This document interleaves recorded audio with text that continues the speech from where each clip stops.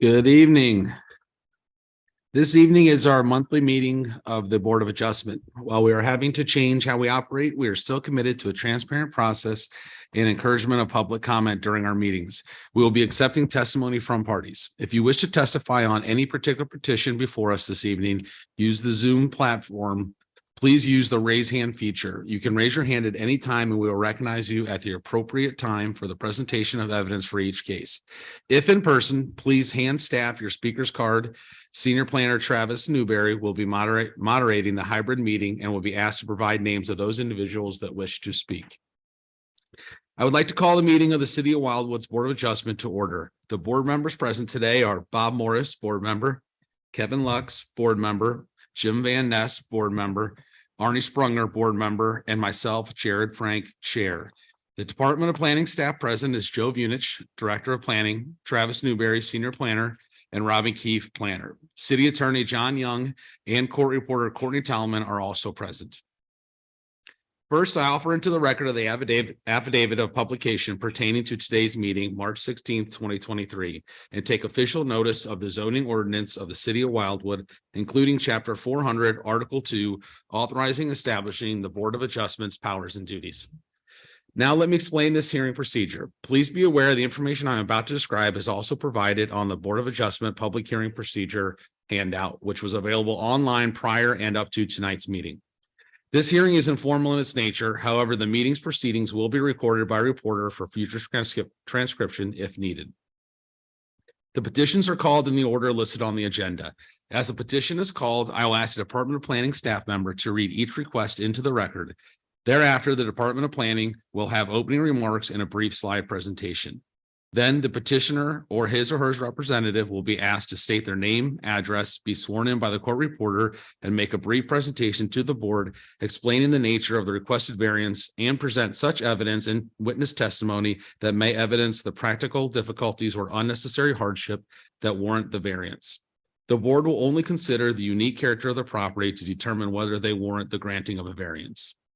Board members may ask questions to clarify the facts of the petitioner's presentation. When the board is satisfied with the material presented by the petitioner, the chair will then ask if there is anyone present or online who would like to speak in favor or opposition to the requested variance. Each speaker will be asked to provide their name and address, be sworn in, and then provide their evidence and oral testimony. Procedurally, the petitioner may request a continuance at any time during the hearing prior to a call of the vote or in order to bring additional evidence of testimony. The board may also continue the proceedings. After the submission of testimony and evidence from all interested parties, the board will ask a staff person to provide the Department of Planning's report on the matter. If requested by a board member of the board, the petitioner, or any individual that is participating in person or online. Once all witnesses have been heard, the chair will call for a motion to grant or deny with or without conditions, then the board will vote. At that time, the presentation of evidence relating to the petition is concluded and no further evidence will be permitted. The board may make a decision today. 4 members of the board must vote in favor of the variance for it to be approved. If the variance is approved, the petitioner has 6 months to obtain the necessary permits or establish the use, or it will expire. If the board's decision is unfavorable, the petitioner has the right to appeal to the St. Louis County Circuit Court. This appeal must be done within 30 days of the decision. Mr. Newberry, are there any questions at this time? No, sir, Mr. Chair. I don't believe so. Hearing no questions at this time, the meeting will proceed. Please read the first request into the record, which will be followed by a brief slide presentation. Thank you, Mr. Chair. The first item on the board's agenda tonight is BA 3-23, Jake and Katie Newman, 2504 Newport Drive, Wildwood, Missouri, 63011.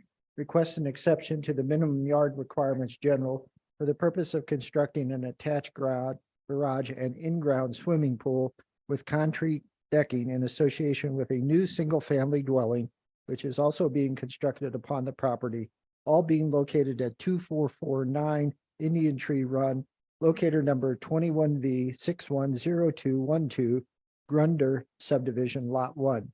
Which would thereby authorize a side yard setback of 13 feet in lieu of the 30-foot standard.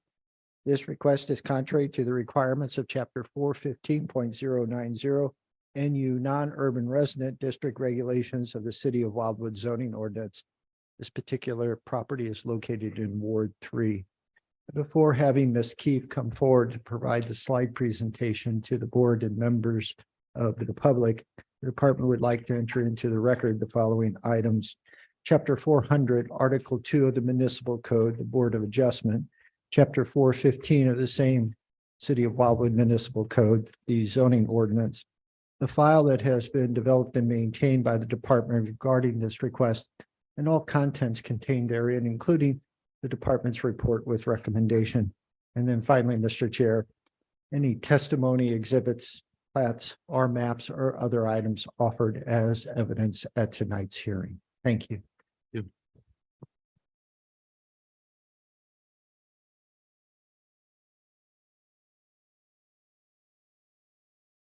All right, thank you, Mr. Chair, members of the board. Our first case this evening is located in northeastern Wildwood. It is located within the Grunder subdivision, which is located within the Indian Tree subdivision.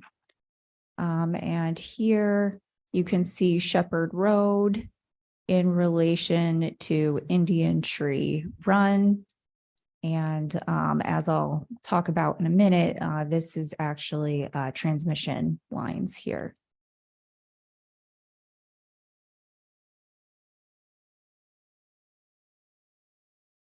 My clicker is not clicking. This- oh, okay.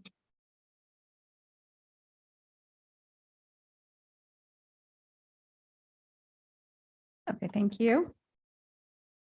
All right, the subject lot is one part of a lot split that occurred in 2021. This was the prior lot, and now this is the new one. This is 3.16 acres in area.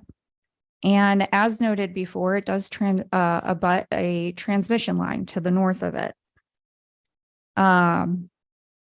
It is zoned non-urban residence district. And I would also just note Indian Tree Run, which is a privately maintained roadway by the subdivision, is just to the east of it. And thank you. The property has a varied topography with a total relief of 36 feet. It drains to the southeast, and it is heavily wooded. Here is the site plan submitted by the petitioners. The petitioners are proposing to build a new single-family dwelling with egress from Indian Tree Run through this non-exclusive 50-foot utility and access easement here. And then, of course, this is the power line easement. The purpose of their variance request pertains to an attached garage proposed as part of the overall improvement, and then also an in-ground swimming pool with concrete decking as featured here. So that is located in the side yard setback. And as discussed earlier, they're requesting to be 13 feet instead of 30 feet. According to the applicants, the home is placed such on the lot due to wanting to minimize the amount of driveway in the utility easement and shared usage of it, as well as preserving trees to the north as a buffer from the transmission lines and to the west.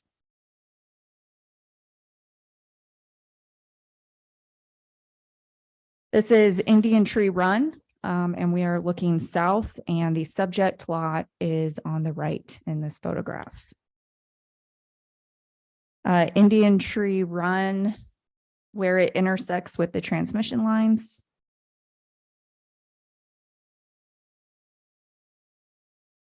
This is Indian Tree Run looking north, and the property is to the west over here. And then this is looking across Indian Tree Run, looking east. This is the subject property. And you can see one of their flags in the photograph, one of the stakes.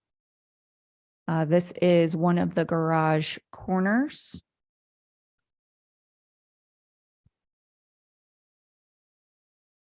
This is a house corner looking north to the transmission lines. In this photograph, you can see the neighboring residence.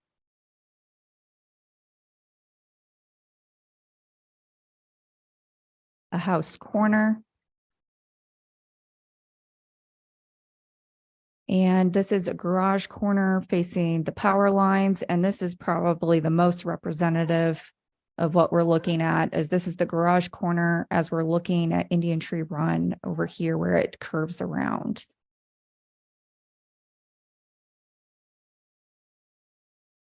So that would be looking east.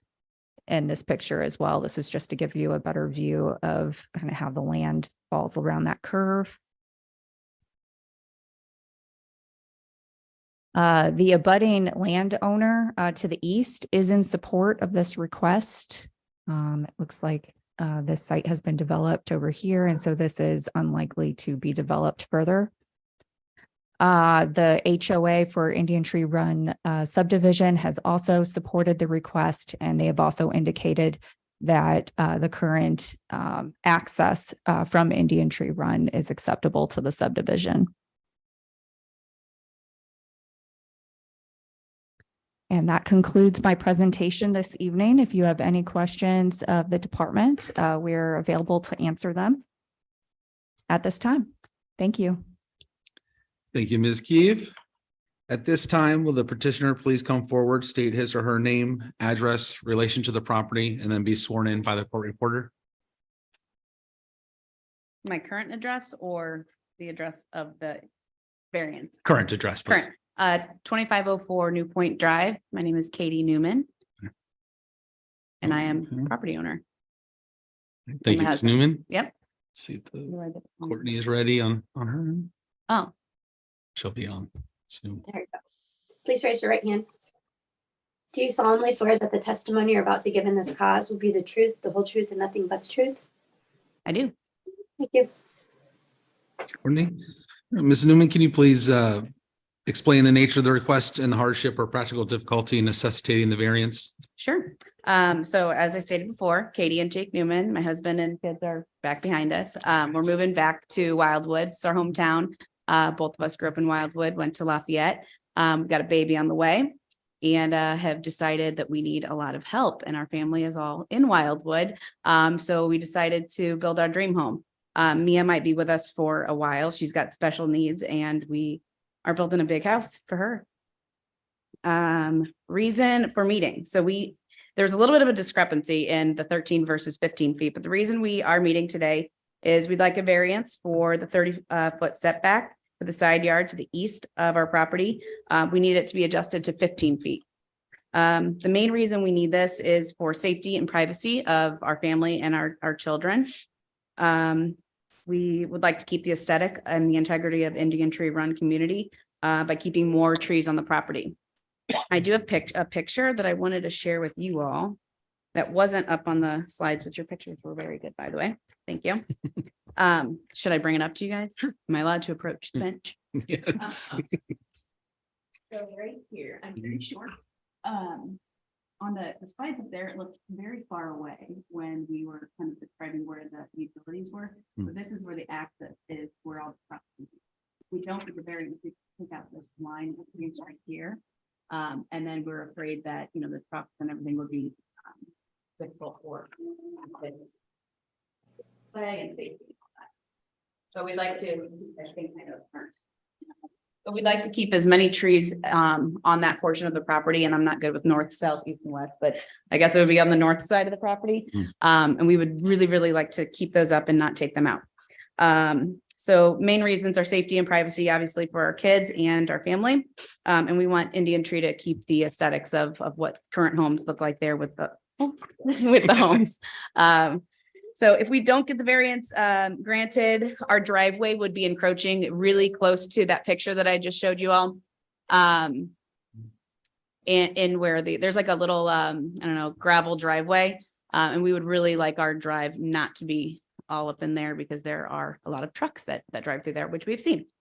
Again, like I said, we don't want to take out the trees, danger for our children. What was your name? Robin, like Robin said, we did get approval through the association. Robin Lynn, our neighbors, we met them. They're in approval of this as well. So we would really love it if you all would be in agreement. Do I need to say anything else? Nope. Anything else? Unless No, you I- feel like that. We're excited. We're moving back to Wildwood. That's about it. This time, any members of the board have any questions? Just a real quick question. Yeah, this is actually a better picture. Yep. Okay. All right, there's 1,000 words right there. Mhm. Yeah, Um, don't read my notes. They're kind of bad. Okay. I'm looking at your plat map. Okay. Yeah. This thing right here. And I suppose you looked at your house, if it moved a little bit further south, a little bit further west, does that just take you down the hill, Are you saying back? away from the power lines? Away from the power? Yes, there was if I remember right with the engineer, moving the house back we would have to have more of a retaining wall. I think around the pool and that whole area. Then he said the topography, it would just be, this is in his version, the best place for the home to be. So does that answer your question?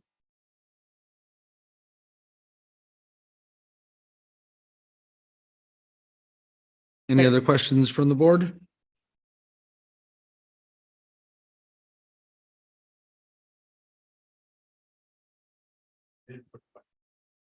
What'd you say? Oh, I did. You know, it's heavy. Yeah. This is our dream home. This is what we're hoping to get. You had said that, sorry, you had said that the HOA had indicated that it would approve. Is there any kind of requirement that you get written approval before this is completed? We have written approval from the association and our neighbors, Robin Lynn, and I believe we've got somebody here from the association as well. Okay.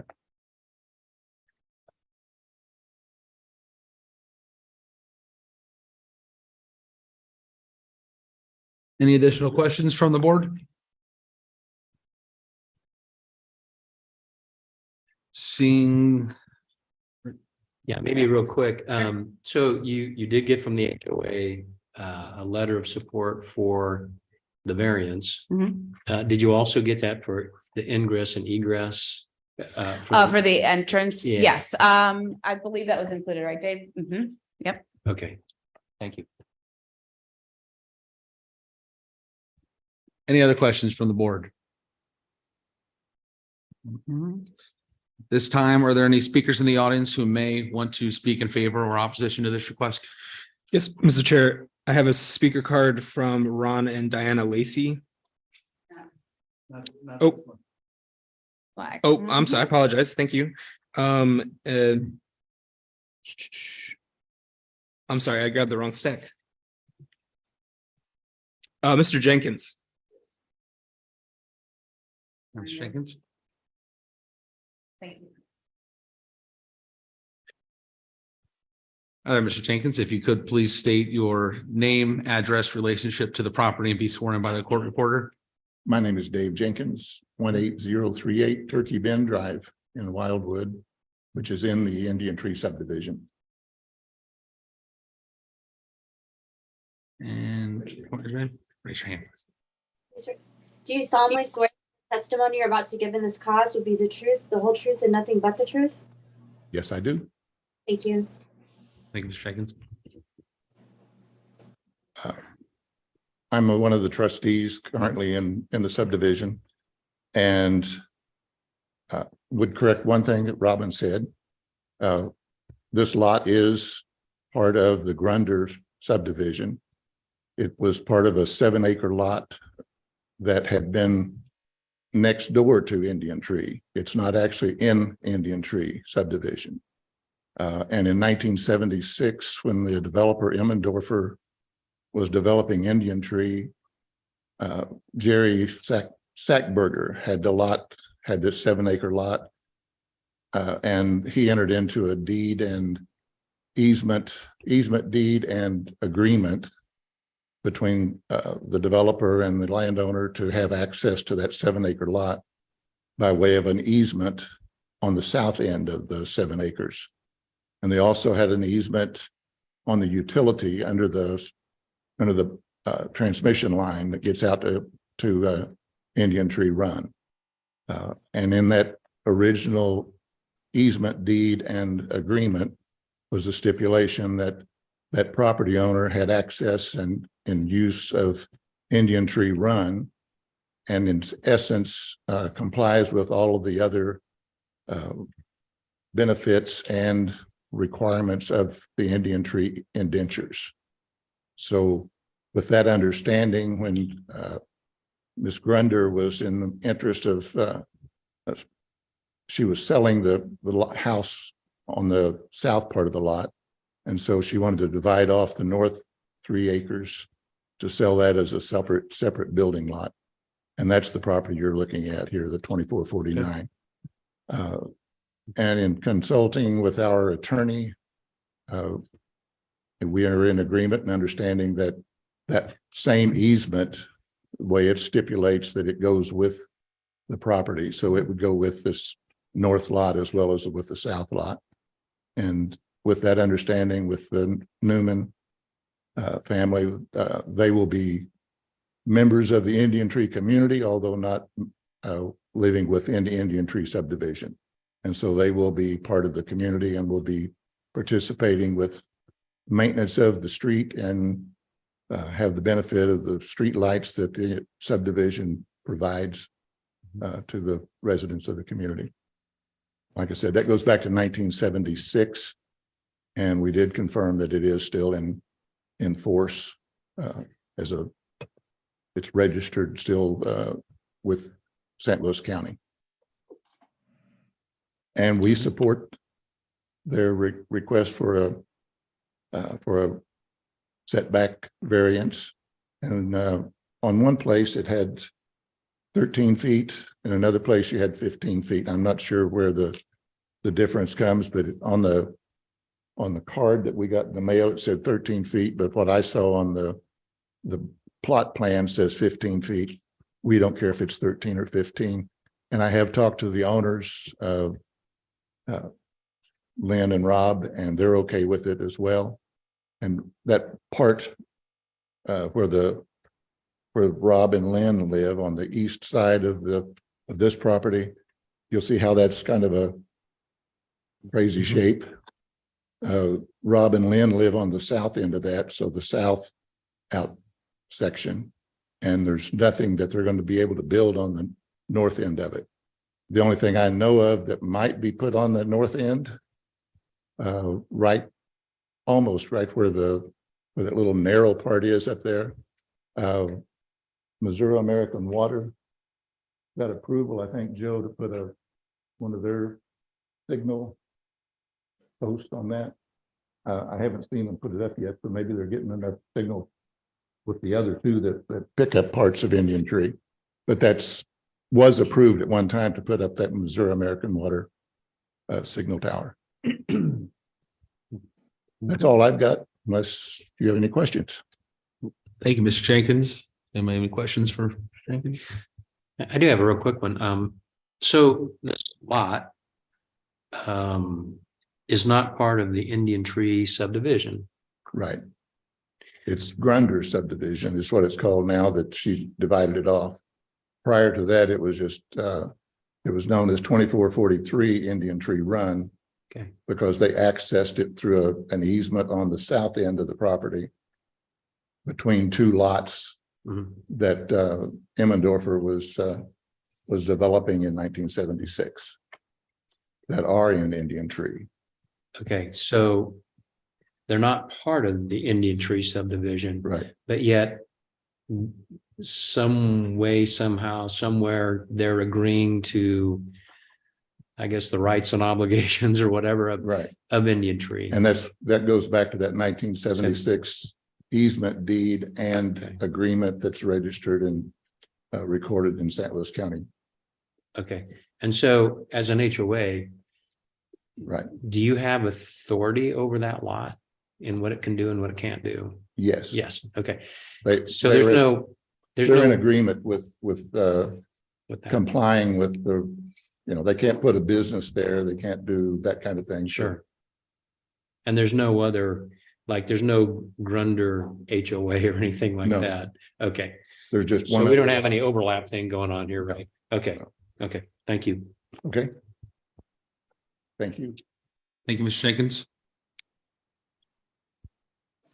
Any other questions for? Mr. Chair, I have two more speaker cards for this item. Absolutely. First is Mr. Hall.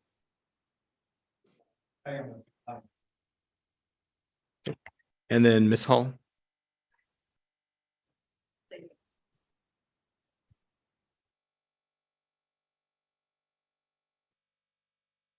We might Is it- explain to the people that this is an official court function, so that's why they have to have hearing in. It's Ms. Holm? Miss Hall. Oh, Ms. Hall, I'm sorry. Ms. Hall, can you please state your name, address, and relationship to the property? My name's Carrie Hall. I live probably 2,000 feet from where the property is going to be built. My address is 18028 Cider Mill Drive. Please raise your hand. Do you solemnly swear that the testimony you're about to give in this cause will be the truth, the whole truth, and nothing but the truth? Yes. Thank you. Ms. Hall. Hi. So my name's Carrie Hall and I live in the subdivision and I know that Michelle, Katie. So Katie wants to build her dream home, but I'm in my dream home in the subdivision. And I just have a little bit of a concern about that 13 feet off of the road. Because we are all on 3.5 acres of land, and I know their subdivision is a little smaller than that. I don't understand if they have 3 acres, why they have to build 13 feet off of the road. There are no homes in Indian Tree subdivision that have anything 13 feet off of the road. It is a wooded subdivision with lots of trees. People move there for the serenity and the seclusion. And I think that is really overcrowding that area. And I just think that if it could get pushed back a little bit, to me, I moved to that subdivision for that space and for those trees, and to have structures 13 feet is very, very close to the road. It just seems really, really not necessary. When every house is 3.5 acres on 3.5 acres of land. Can I ask a question? I don't mean to stop you. If you have more you want to say. before I No, ask you. go ahead. Okay. So when you talk about structures 13 feet off the road, Uh-huh. what specifically are you? So on that card that we got, it said that there would be a side yard that would be, instead of the 30 feet, it would be 13 to 13 feet. So I think Mr. Newberry has sort of the plat up on the screen. I think you So the- misunderstand. It's not wait. 13. Yeah, and that's what I wanted to kind of get to here. See, the buildings and so forth it's not like 13 or 15 or 16 feet from the road. It's from the property line, if I understand this correctly. So I understand your concern about building 13 feet from the road, but that's actually not what we're talking about here. From Indian, I'm just confused. So It's right here, the property line, that's the where the property. road is way back here. Okay, then, I was very confused. Yeah. Okay, does that help? Okay. Does that help? Yes. I was really confused with the Thank you, guys. card, so I was like, oh my gosh, the building. Okay, well then, welcome.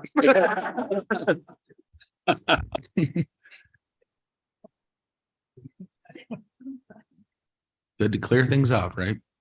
Any other questions for either Ms. Newman or any other? Do we have one more card or is that it? No, sir, that was the final card for that item. Thank you. Any other questions? comments? Seeing none, would anybody like to hear an oral presentation of the department's report? Seeing none, any final comments from the department, Ms. Keefe?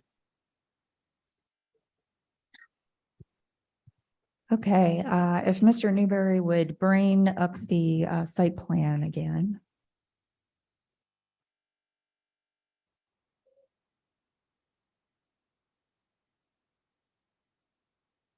First, I just want to start with a clarification item. The reason the agenda language reads 13 feet versus 15 feet is because in the code, we do require that setback be from the concrete decking around the pool. So we grabbed that measurement in our review as a department and included it in the agenda language, which is to the benefit of the petitioners, assuming, and I have heard no comments to the contrary, that everyone is okay with a 13-foot setback. But I did want to make that clarification so that we keep that in the variance language for their sake. And Ms. Keefe, I'm sorry to interrupt. Yes. Can you highlight the road on that? Just Yes, one more I time, will. Put a And bow on. just to reiterate what we were talking about before, this is Indian Tree Run right here. This is the property line. There is actually a portion, there's an abutting property here that is, I believe there's the structure on their property is further south. So this is not going to be built upon. And the structures are merely 13 feet from this property line here. So a pretty large distance from the actual pavement. Thank you. Yep. So the department does support this variance. Given the support from the Indian Trees Homeowners Association, the difficult topography of the lot, and obviously the presence of multiple easements that are dictating the placement of the access into the property, the department can support this variance again, particularly given that we aren't talking about being directly off the road here. We're talking about having a pretty large buffer actually from the road. So thank you. Any other final comments from the board? Is there? Okay. With your permission. Absolutely. Just so there's a clarification, under the building code, you cannot build an in-ground swimming pool without the decking associated with it. So it's a combined structure. You can't have one without the other and vice versa. That's why we basically measure the distance from the edge of the concrete decking, because without it, there's no pool. Thank you. Okay. Yep. Thank you for that clarification. Any final comments with that information? Okay. At this time, we will close the proceeding for a vote. Can I call for a motion to approve, a motion to deny, or a motion to approve with conditions? Well, I'll make a motion to approve, contingent upon a lot of words that are in our. Should I read all of this? Please do for the Let's do record it. if it's Okay. right in front of you. All right, thank you. Sorry.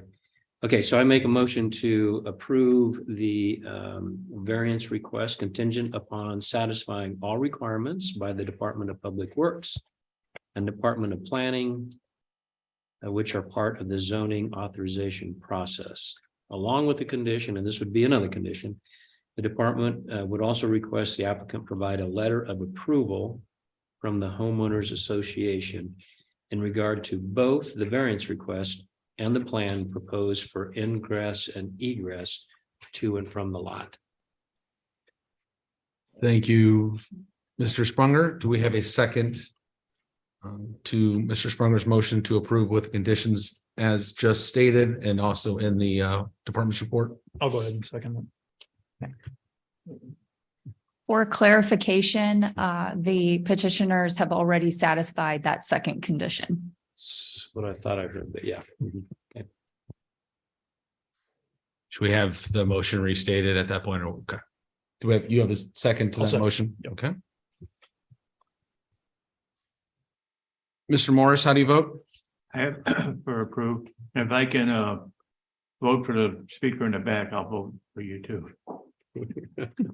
I approve. Mr. Lux, Approve. Mr. Van Nest, Approve. Mr. Sprunger, Approve with conditions.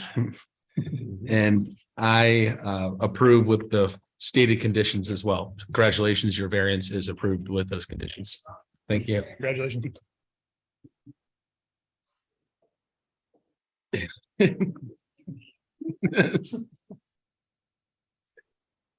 Go ahead and read the second record into the or the second request into the record. Yes, Mr. Chair, the second item on the board's agenda tonight is BA 4-23, Rob Knoll, 17463 Bridle Trail West, Wildwood, Missouri, 63038.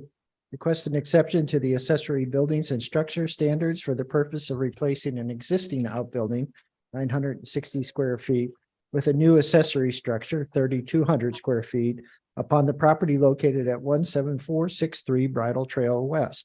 Locator number 24W510022, thereby authorizing an accessory structure with a square footage greater than the 1.5% of the overall lot size, 3,200 square feet, in lieu of 2,293 square feet.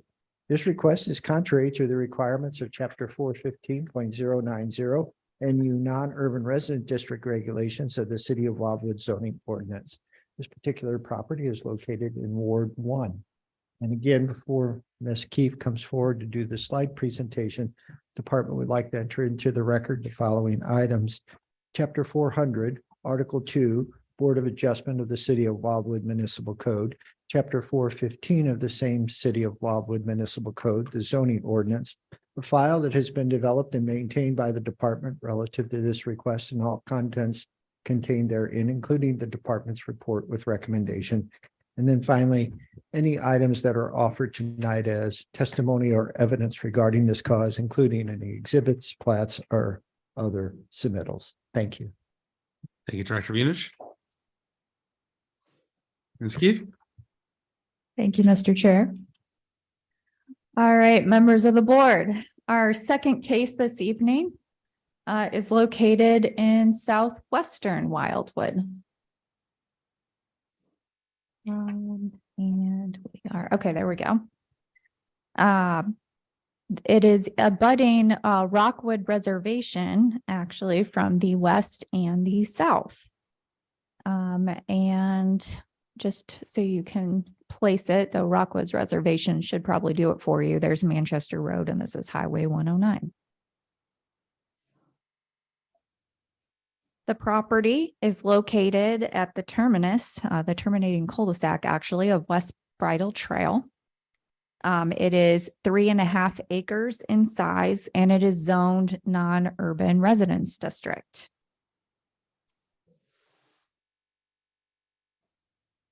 The front portion of the property is fairly level. And there's also a portion of the rear yard that is level as well and has grassy turf area associated with it. The rest of the property pretty steeply descends after that and is heavily wooded.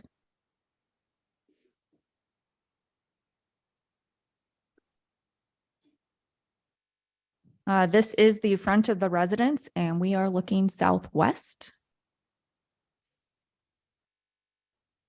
And this is the existing barn on the site and the subject of this variance request. The petitioner is requesting to replace this existing building with a larger accessory structure. And I'll speak more to that in a few minutes. This is a separate access drive to this structure that exists on the property. This is separate from the driveway serving the single family dwelling.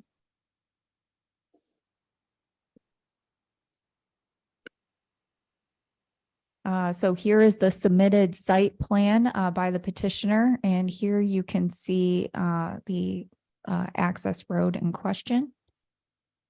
This is the primary dwelling here and the drive serving that. This is actually West Bridle Trail, so it's pretty far away from this. The blue is the existing structure and the yellow highlighted portion is the footprint. It would be if this petitioner's request was granted. They are requesting to increase the size of the current structure to 3,200 square feet, which is larger than the 2,293 square feet permitted by the code. This stipulation is within the non-urban residence district regulations, which basically states that depending on the number of acres, there's a certain percentage of the overall lot size that an accessory structure can be. And this is to limit large footprints that might degrade neighborhood aesthetics, contribute to potential environmental issues, et cetera. In this case, because we're under 5 acres, the petitioner's building is permitted by code to be 1.5% of the overall lot size, which is that 2,293,000 number that I gave you before.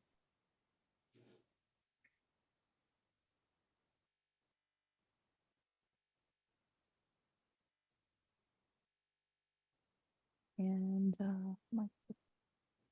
thank you. So again, this is just another look. Here you can see a large cleared and level area that is currently being utilized for outdoor storage and parking of numerous vehicles. And we are looking south, I believe, or southwest. And then this is closer west from that same area. This is looking southwest, but we are now further south from the barn structure. This is looking north to the next door neighbor, which you can barely see in this photo because they are more than 100. The property line is actually more than 100 feet away, and I believe the residence was closer to over 300.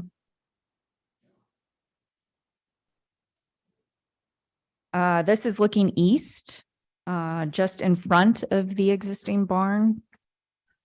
And this picture is looking east and it gives you a sense of where the barn structure is in proximity to the existing single family dwelling on the site.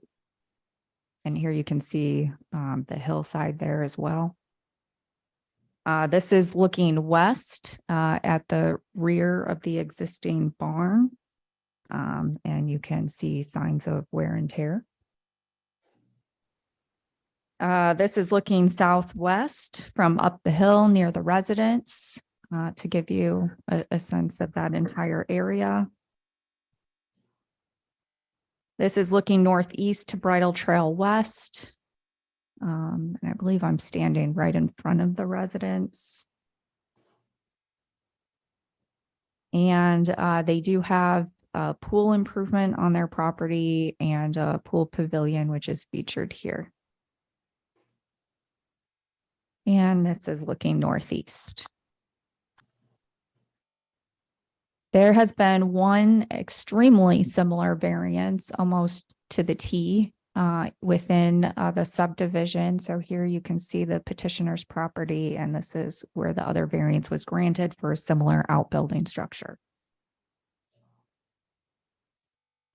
And both abutting neighboring properties have expressed approval for this request. Which concludes my presentation this evening. Thank you. Oh, and of course, the department is always available for questions. Thank you, Ms. Keefe. At this time, will the petitioner please come forward, state his or her name, address, relation to the property, and then be sworn in by the court reporter? My name is Rob Knoll, 17463 Bridle Trails West, and I'm the property owner. Mr. Knoll?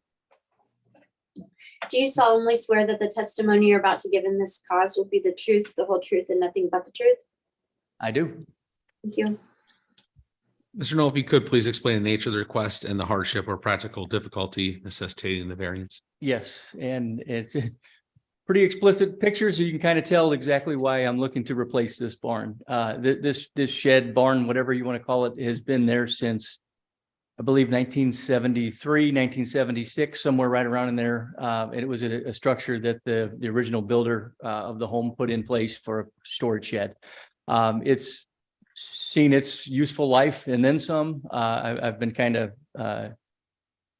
egging it on for keeping it in shape for the last few years, but it's time to pull the trigger and get rid of it. The new structure that I would like to put in, the 3,200 square foot will have more of a regular type roof, where the barn that is there now has a shed roof, which limits my ability to put anything in. Mhm. And as you can see, from the military truck to Jeeps and trailers and that kind of stuff that I do have, along with some other cars, that I do want to store all that inside and make sure that I get some useful life out of those versus sitting outside all the time. Mhm. And it's going to be, exactly, replacing what is there, going into that hillside, and so from the back of the house or from the side of the house, any view, it's going to be almost like a single story type outlook versus a large barn. The only way you're going to be able to tell that it's a barn is be actually down at that, in that rock area, that pad, to be able to see that it's a larger barn. That's what is there now. Again, I've talked to my neighbors, I've talked to everybody around. Nobody has any issues with it. Virtually nobody's going to see it except when you're in my backyard. That's about the only time that you'll be able to see this structure at all. That's all that I've got, unless anybody's got questions. Thank you, Mr. Knoll. Any questions from the board? Seeing none, any in the speakers in the audience who want to speak in favor or opposition to the request? Mr. Chair, the department has not received any speaker cards. Thank you.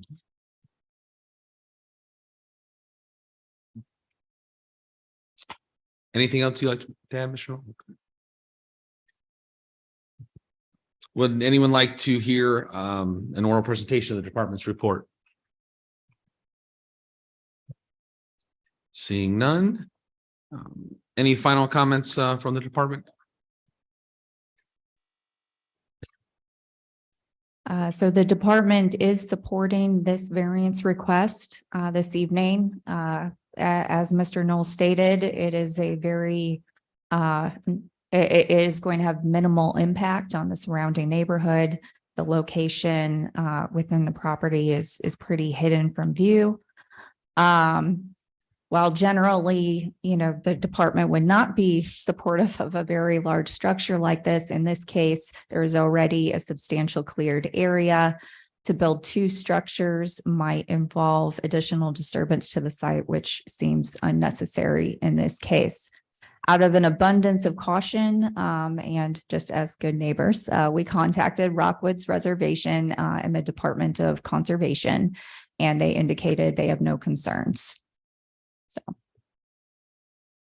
Or no comment, I should say, just to be perfectly accurate. Mhm. But thank you. Thank you, Ms. Keefe. At this time, we will close the proceeding for a vote. Can I call for a motion to approve, a motion to deny, or a motion to approve with conditions? I'll go ahead and motion to approve as presented. Thank you, Mr. Lux. Do I have a second on that? I'll second it. Thank you, Mr. Morris. I think I've heard first. Thank you for the second, Mr. Morris. Mr. Morris, how do you vote? Approve. Mr. Lux, Approve. Mr. Van Nest, Approve. Mr. Sprunger, Approve. and I approve as well. Congratulations, your variance is approved. Yeah.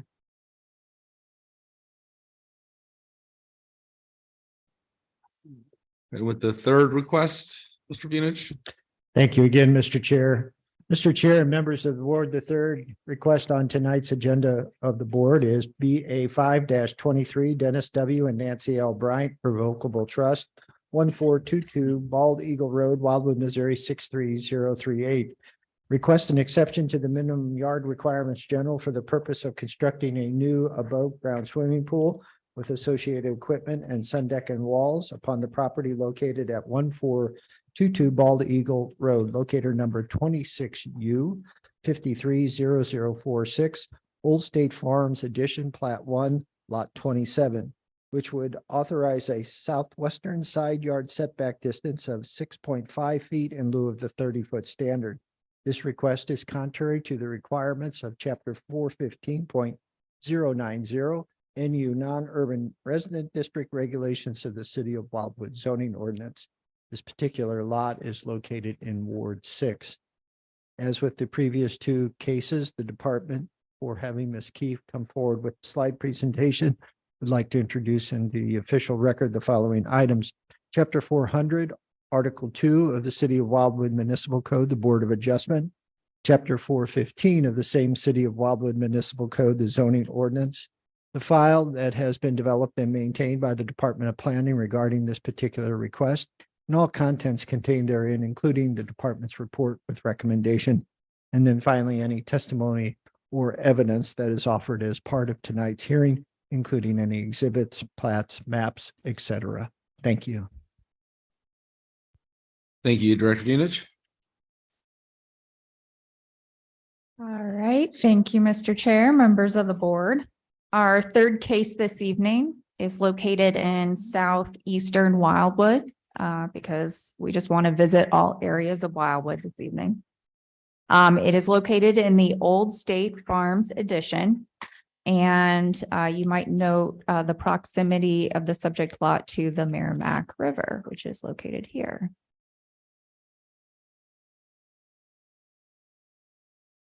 This lot has frontage on Bald Eagle Road, which is privately maintained. It is 3.18 acres in size and area, and it's zoned non-urban residence district.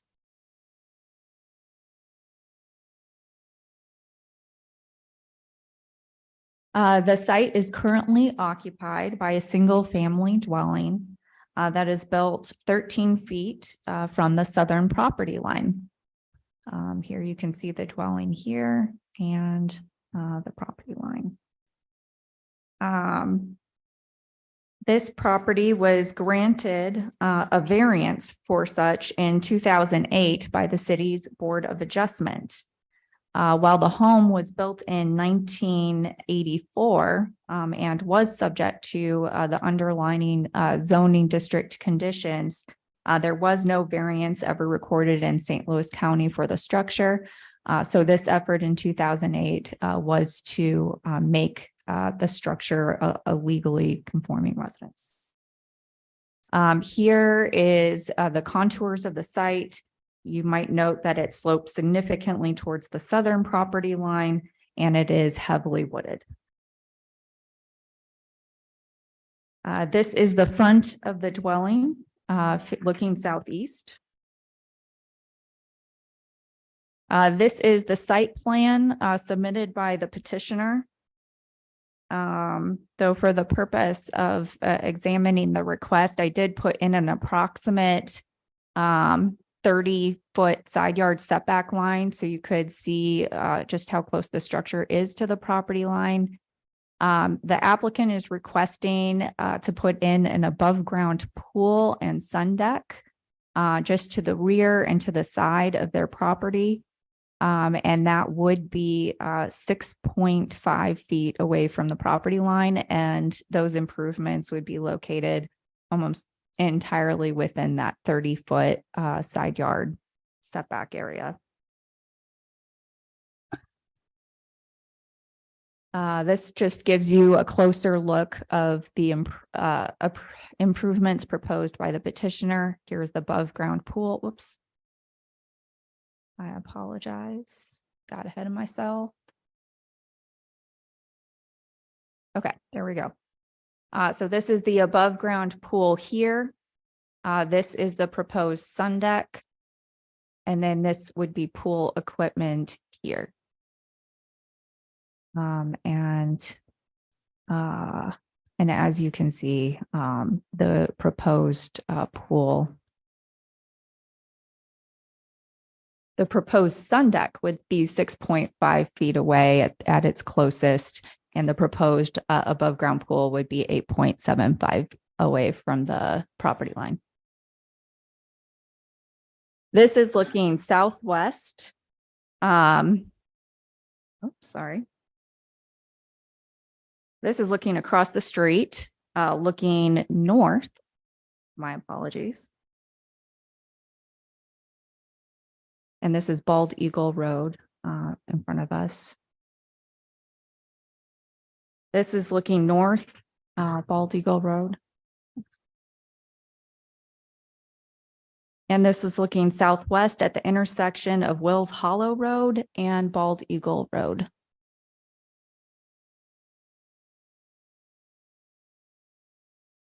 This picture is intended to show the neighbor to the north up this hill. And we're standing in the driveway. This is looking at the area of the proposed sun deck looking south. So the sun deck would go here up against the house.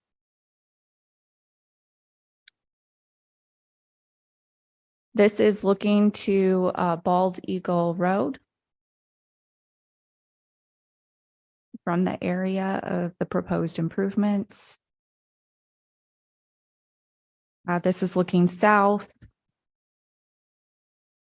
And this would be the general location of the above ground pool. And again, the sun deck would be here according to the plans. This is looking east.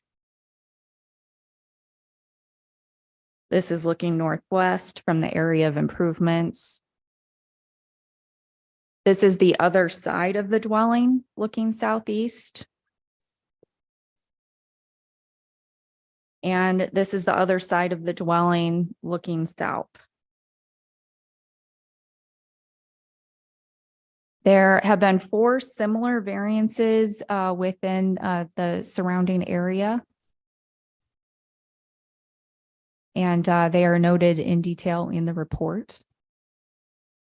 There have been no written comments submitted to the department. However, the department has received a couple phone calls actually now from concerned neighbors.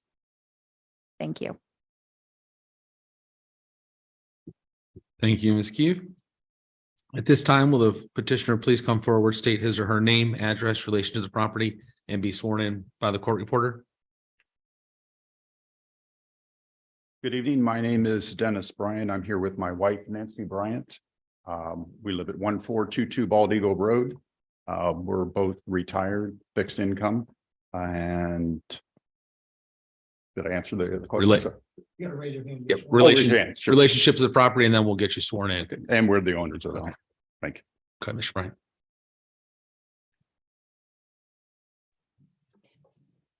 Do you solemnly swear that the testimony you're about to give in this cause will be the truth, the whole truth, and nothing but the truth? I do. Thank you. Go ahead, Mr. Bryant. Okay, thank you. Yep. Thank you for your time this evening. Back in July of last year, my wife and I started looking at the potential of putting up an above ground pool, one on a more permanent basis that doesn't have to be taken down, one you can leave up, cover up for the winter. And we started exploring different areas on our property that we could potentially do that. I've got a couple presentations for you. I apologize, these weren't brought earlier. I previously had 2 weeks prior to applying for the variance, I had a conversation with Steve Vogel, your planning technician here. And Steve had pulled up I believe you probably have it too, the topography map, and gave it to me. And we talked about what we were planning to do. And Steve indicated to me at that time that due to the topography of the region, I probably would not have. He said, I can't guarantee anything, but I would assume given that topography, you're probably not going to have trouble getting your variance, but it's a process you're going to have to go through. So a lot of these things I didn't present because I didn't think it was going to be necessary. Okay. Stop.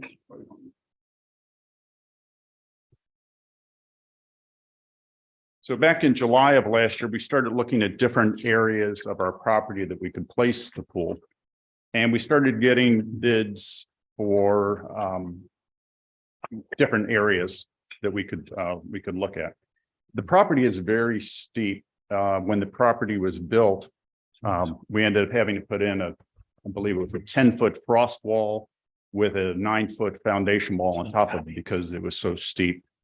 The reason that we built in the corner of the property like that has got to do with the steepness of the property, and that it was just the further north or south you went, the greater the steepness got, the longer the driveway would get, the more foundation that would be required. At that time in 1984, as far as I know Wildwood was not in existence. I assume this was built I was the original owner, that this was built in accordance with St. Louis County regulations because they approved it, they gave permits for it, they gave occupancy. So I assume at that point, that's why that it was legal at that point. When Wildwood came into existence and we have the 30-foot setback, that's why we originally had to get a variance because of the fact we encroached on that 30-foot variance. So one of the things that we found when we started if you look at this diagram here, you can see that other than the small little area that we're proposing to put this pool up at, to the, I guess you would say the north of the property, that side of the property is septic and drain field. So we're not able to use that area.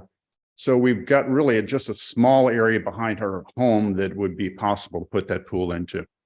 That's why we went and got the bids for retaining walls, and you can see they ranged anywhere here from just the wall itself from $23,000 to a $30,000 range for the retaining wall.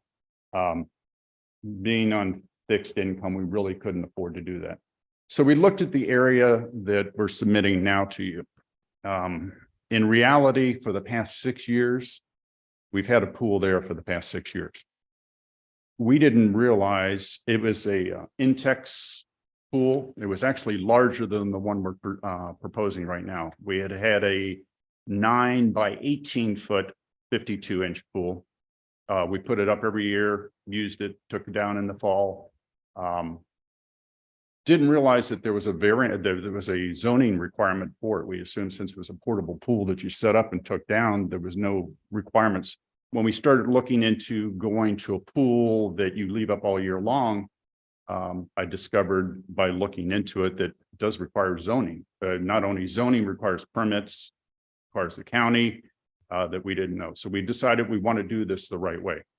So looking at our options of where we could put the pool, this was the only place. And it did exist there for 6 years. We put it up usually in May, took it down in September. As far as I know, no one ever, it can barely be seen, to be honest, because it's behind the house. But no one had ever made a comment to us that, hey, we don't like your pool there. So we thought that was probably a good position to put that in. One other thing that I have here, and this is to the property at 14. You are north of us. In that photo, you can see I just had a boundary survey done.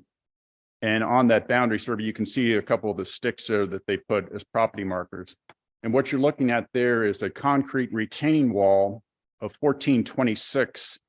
And they have an in-ground pool. I don't know if it probably shows on the overhead. You probably have that there, but their pool shows on there. That retaining wall is 7 feet from our property. Now, I'm sure that was done before Wildwood was in existence also. But we have that large wall there, and really has been not a problem for us. The area is so wooded and so heavily wooded that it doesn't bother us that it's there.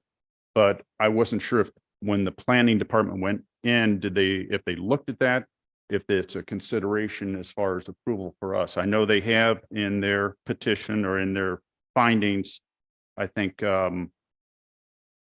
stated that they object to, I guess, the variance at this point.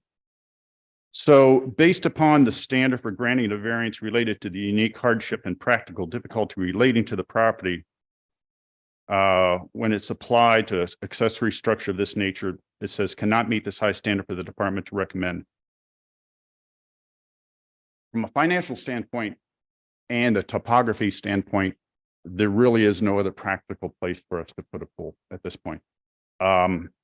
if you reject the variance this evening, I'm probably going to have to go out and try and figure out how to build a 10-foot high retaining wall because we can't afford to do it. So we've already had discussion that didn't go well. But I'm pretty handy. I do a lot of things myself. I like doing those things. I'm not looking forward to moving 50-pound or 100-pound blocks around, but if that's what I've got to do, I guess that's what I've got to do. It would be preferable to do this. One other quick thing here real quickly, and then I'll move on.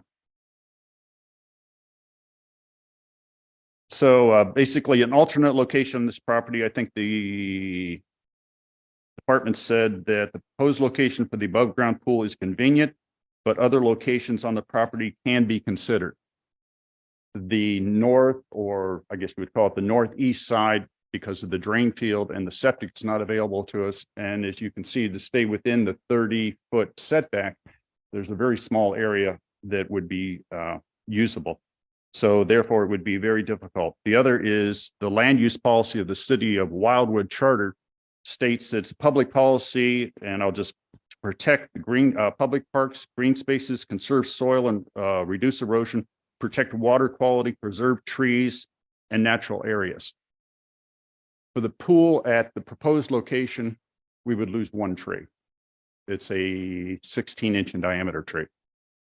If we have to go back to the back area, and we had looked at this when we looked at this with the retaining wall people, we were looking at probably 15 to 18 trees that'll have to be removed. So if I end up going back to the back and having to build my own retaining wall back there, again, by permit, I understand.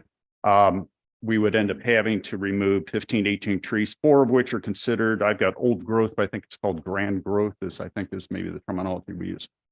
So we're trying to save some trees and save my back, and that's all I have. Thank you, though. A question. Yes, sir. So when you had the retaining wall discussion and so forth, Yes,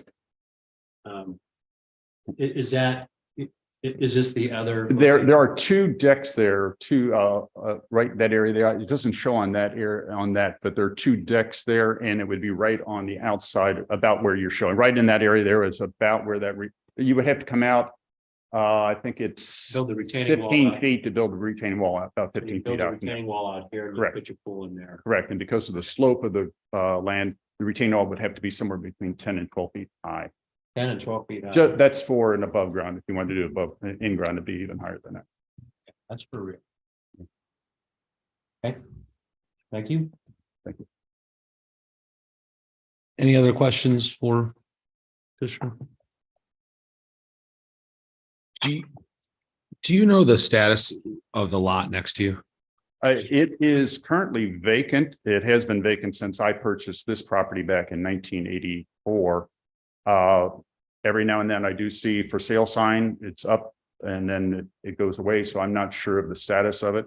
And it's what's the word? Unimproved at this point. Do you know who owns that lot? I don't. You don't? Okay. I know this would be a matter of your own opinion. I'm looking at, I can't really see that the other lot. Is it safe to say that if a structure were to ever be built, it would have to be hug against your side yard as well? Seeing that that's the only area you can put something on, I'm assuming that that lot kind of follows. Can you go back one? I think, yeah, that one there. If I were to look at that lot and say I was going to buy on it, I most likely would try and build in the center of it because you've got 2 things that have occurred. The property to the other side of it had built on their edge of the property, and we built on our edge of the property. So my guess is if I were going to build on there, I would build close to the center of it just to maintain the privacy of it. And you can also see based upon where the houses sit, as far as the 50-foot building line is probably going to put that house more downhill from us. They would probably look at our house from their front left side, but most of their house, matter of fact, because of our orientation of our house, we've always considered if somebody builds there, we're basically going to be sitting on our deck, kind of looking into their house, because we assume that's probably about where they would build.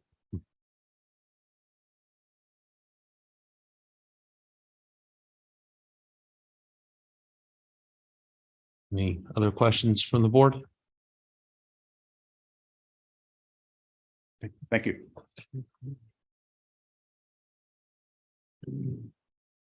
Thank you, Mr. Bryant. I actually do have one more question. I'm sorry. I was reading your letter Yes. to The the original that I applied to the city. Yeah, Yes. yeah. In the second paragraph, it says, we would like to install a temporary above ground pool. Would you Yes. help me with temporary? What do Well, you- the useful life of it is 10 years. So I assume it's 10 years, and I assume probably by the time I'm 80, You'll be done with it? I'll be done with it. Yeah, Most no, I likely. get that. Probably the house too, but Yeah. definitely the pool by that time. But it's a 10-year warranty on the pool, so I'm assuming it's basically a 10-year pool. Okay.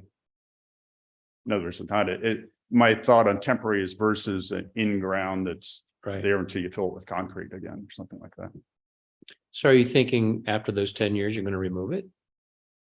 If I'm no longer there or can't use it any longer, that would be the idea behind it, because there's no reason to leave it. From what I understand, it's probably a detriment when you go to, if you go to sell your house to have something like that. So I probably would remove it. Right. Thank you. You're welcome. Any other questions for the petitioner on the board? Mr. Newberry, any speakers in the audience that may want to speak in favor or opposition to the request? Mr. Chair, the department received a speaker card from Ron and Diana Lacey.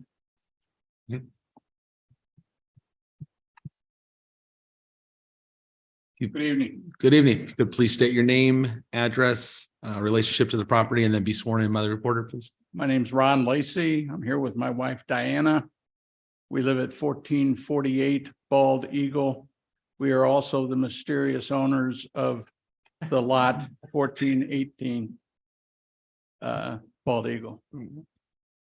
Be sworn in.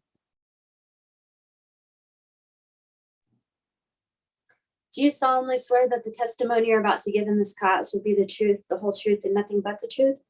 I do. Thank you. Go ahead, Ms. Lacey. Thank you. We've been residents of Old State Farms for about 35 years. We built our home at 1448 Bald Eagle. And we complied with all of the setback requirements, even though it required us to put in a large retaining wall where our driveway goes into our garages. About 3 years after we purchased and we got into our home, we were informed by the builder who built our home, who also built down the street, that a lot was for sale. It had a really pretty view of the Merrimack River Valley. And we purchased that lot in 1993. Our thought at the time and now is that we would like to, when we're both retired, my wife has already done that, that we would like to downsize and build on that lot, because it's really got a very pretty view. We hadn't heard anything about this variance request until we got the notice from Wildwood. So it sort of took us aback. But we have read the report from the Department of Planning and we agree with it. We think that there are other places on the Bryant's lot where they could build this pool and put in their decking and still abide by the 30-foot setback requirement. If that doesn't occur, if you grant the variance, we think that's going to adversely impact us because we're going to have to decide where we're going to move our home. We haven't made that decision yet because we haven't hired anybody, but I've already talked to the builder that built our original home and he's going to build us another one. And we would have to figure out, if we were looking at their decking and their pool and all the accessories that go with it, where we would need to put our house on our lot. So we're respectfully requesting that you follow the recommendation of the Department of Planning and deny the request. And I thank you for your time. Sorry. Thank you, Mr. Lacy. Anybody have any questions, comments for Mr. Lacy? Or the petitioner?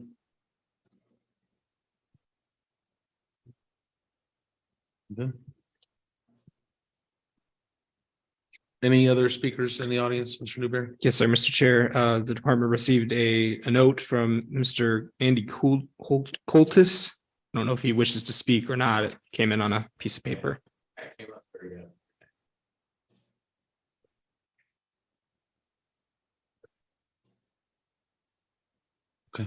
Any? It's just a, would you like to see it, Mr. Chair? You want to Sure. speak? Yeah, do you want to say anything, Mr. Cole? Just okay.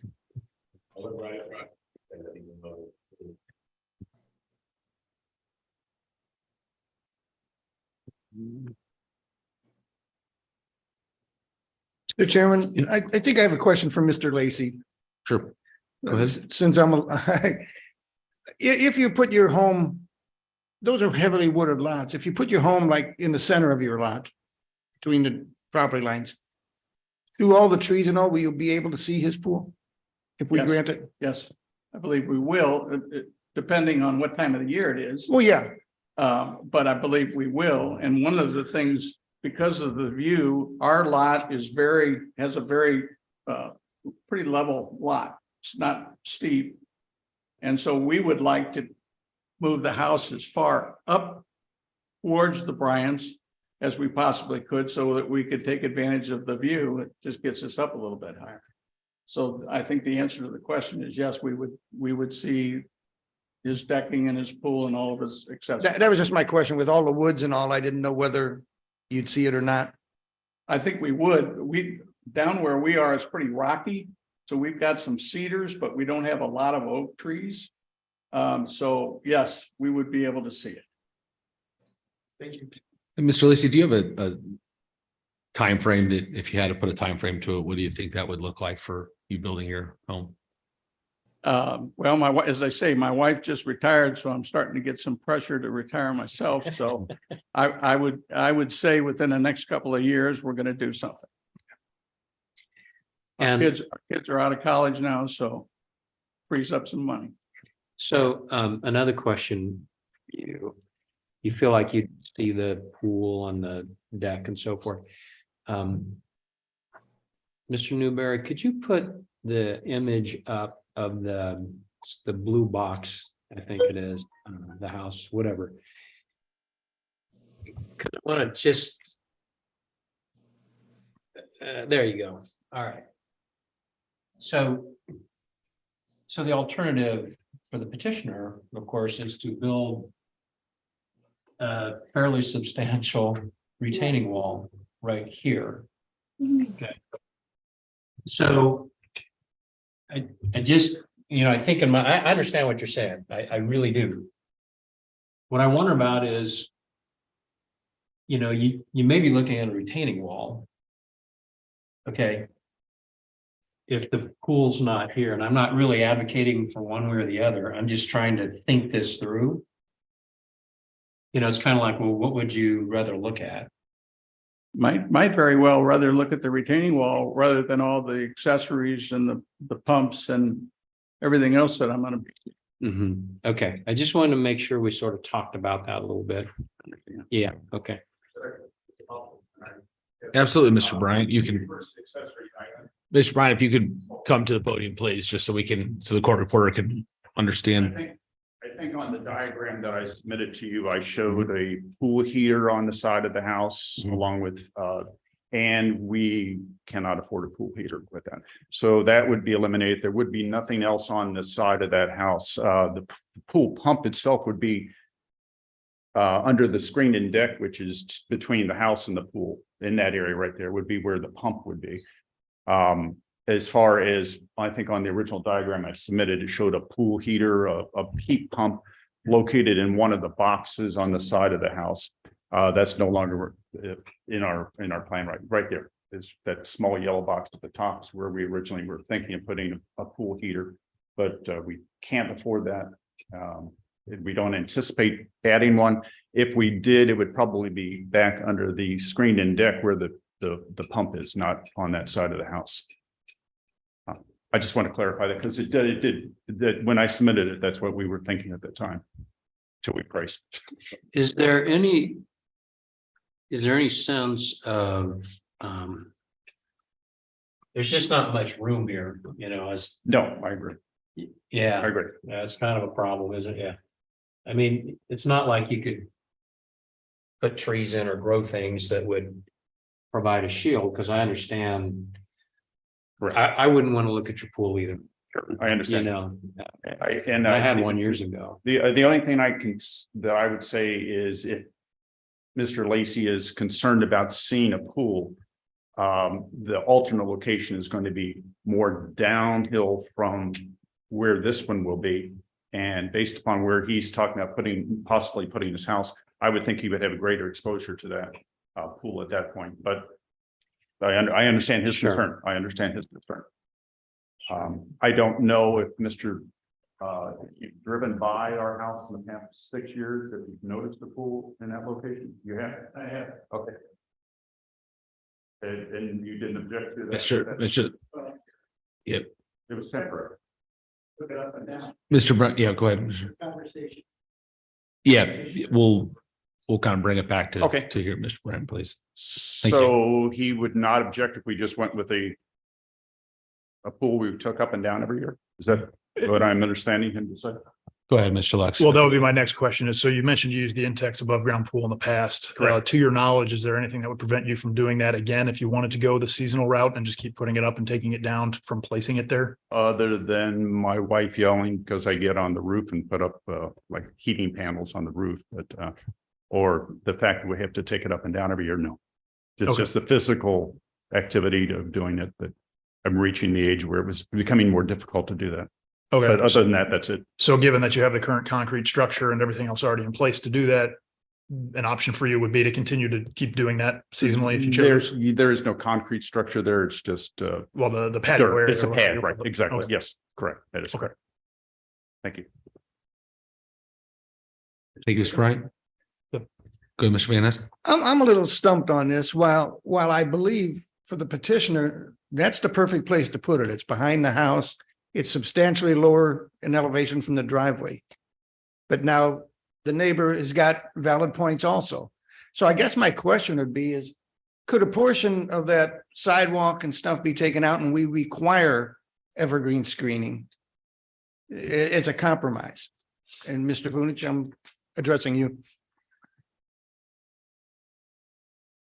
Well, Board Member Van Nest, I would say that as part of any variance, if there is an intent to approve, you can attach conditions. Typically, the conditions doesn't require the removal of existing improvements to accommodate a new improvement. But I would defer to Mr. Young if he believes that it would be appropriate or not appropriate from a legal standpoint. Looking at that plot plan, it looks like there's a portion of sidewalk there that would prevent you from putting in bushes or evergreens or whatever we would require. Certainly, but again, I'm just looking for, is there a way we can make both people happy? when the department gets its opportunity to present its recommendation, I would probably say to you, the intent here isn't to try to fix something. The intent is to look at the practical difficulty and the unique or the unique hardship associated with such. And again, as the report clearly states, a above ground swimming pool is a very difficult amenity or accessory structure to meet the high standard. The job of the board isn't necessarily to make everything happen that a resident wants. It's to basically uphold the ordinance, but look at it from the perspective of, is this unique enough that it justifies a favorable vote? And then secondly, if it is unique enough, do we understand the impacts caused by it? And you have a neighbor that's basically addressing the concerns about impacts. And certainly from the board's perspective, you can proceed forward. But again, I would be cautious in requiring a condition that requires removal of existing improvements that are legally placed. Well, I think it's great that Mr. Lacy came because that threw a whole different picture in the ballgame. than if you did not come tonight. So I appreciate you coming because that makes it a much clearer picture of what we're dealing with.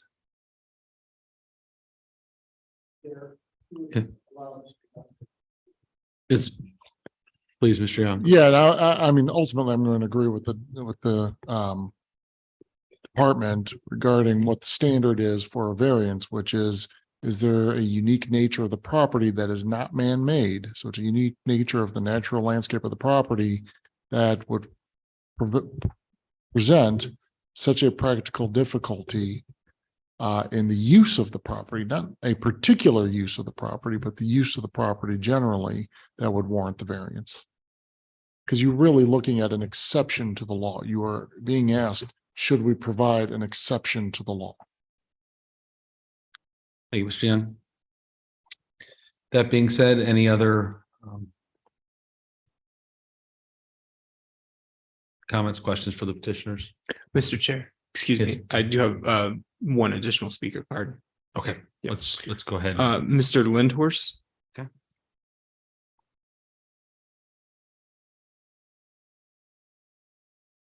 Please state your name, address, relationship to the property, and then be sworn in by the My court name's- reporter.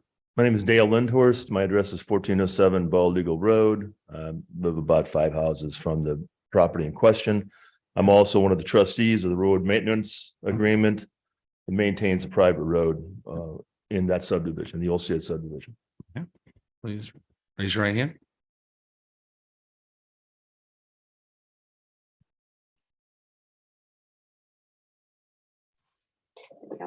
Do you solemnly swear that the testimony you're about to give in this cause will be the truth, the whole truth, and nothing but the truth? Yes, I do. Thank you. Mr. Lindhorst. Okay. So as I stated, I'm a trustee for about 25 years in the subdivision. I've resided in Old State Farms for about 30 years. So I'm trustee and a neighbor, and I'm concerned about the variance, and I would support the Department of Planning's recommendation not to approve the variance. I guess I have a question too about with regard to, I think it's just a real slippery slope. I mean, there's already been 4 variances on this property. I'm not sure how many were actually done before the city of Wildwood came into existence. But I think we've already got, I believe, 13, the property is built 13 feet from the property line. That must have been before city of Wildwood. And I'm a little confused too, and I don't know, but I was aware of the fact that the 2-story addition apparently is within 20 feet of the road of the roadway, which is again a variance of the 50-foot easement. So I'm not sure that came about, I guess, in 2008, which was after the city of Wildwood. So I guess my concern is the construction of properties within the easement. Perhaps Board of Adjustment can educate me. I mean, this is inappropriate at this time, but what if we decide that we need to use that easement to build and widen the road? Do we have to force these people to tear their property down? That's built within the 50-foot easement that was provided by a variance by the same Board of Adjustment? I'm a little confused about why is there a 50-foot easement for a roadway? And why would something be able to be built within that easement? Does somebody answer that question? Or is that Joe? Maybe you got a question? But it says right in the findings of fact, it's a 20-foot. Maybe wrong then, because here's the survey. Mr. Chair, in terms for the benefit of the court reporter, it should be individual testimony. And if he wants to rebut that testimony, you can call him up and ask him to do that, but it should be one person speaking at a time. Thank you, Mr. Young. Yep. So we'll let Mr. Lindhorst. I was thinking to him not to. Right. This is your time. This is the opportunity for people to speak to the board, not to each other. Yes. So thank you, Mr. Bryan. Just a moment. We'll Mr. Lindhorst. I don't know if Joe can help me with this, or maybe it's inappropriate. but Director Venus, is that important- something you would I like think it's to- important in this situation. To comment on. Okay. Okay. Okay. Well, continuing with the comments then, as with the first case this evening, every lot in Old State Farms is a minimum of 3 acres, as everybody knows, as a result of the septic system situation. And obviously, that's plenty of space for everybody to build a pool or a lot of different properties, as long as it's okay with the Department of Planning. And I guess my concern is, again, with a slippery slope, if you allow a variance for 6.5 feet with an outdoor entertainment area, as opposed to, for instance, right now, some of the easements have been it's a building, it's a garage, the outside of a garage, the outside of a house. It's to be quiet. It won't be loud or obtrusive. But with an outdoor entertainment area such as a pool, I haven't seen these people have some kind of crazy wild parties, but that doesn't mean they're always going to be there. And if there's an above ground pool and somebody else decides to buy it and they're 6.5 feet from the property line, that can really impact that lot next door, which, by the way, I actually tried to buy a few years ago. So I have a little more little skin in the game that I'm still interested, although the for sale sign's down, and now I understand why. So I think my concern is that the 6.5 feet is going to be, it will lead to more and more variances around in our neighborhood or other neighborhoods. And it just seems ridiculous. I mean, the person in the first session tonight talked about how they didn't want to be 13 foot from a roadway. This is 6.5 feet from a property line. And then, so what's to keep my neighbor from building an outdoor pool area within 6.5 feet of my property line, outside my bedroom window or something? So that's my concern. And that's all, that's what I've got to say. Thank you, Mr. Norris. Director Unich, did you want to make comments from the department on easements and such? Certainly, Mr. Chair. And Mr. Newberry, could you pull up the plot plan?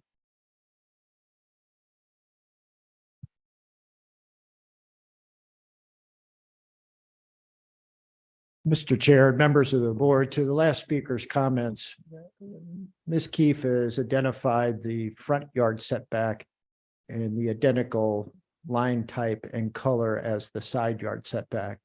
And so, as you can see, the 50-foot setback from the edge of easement is well beyond the easement itself, so to speak.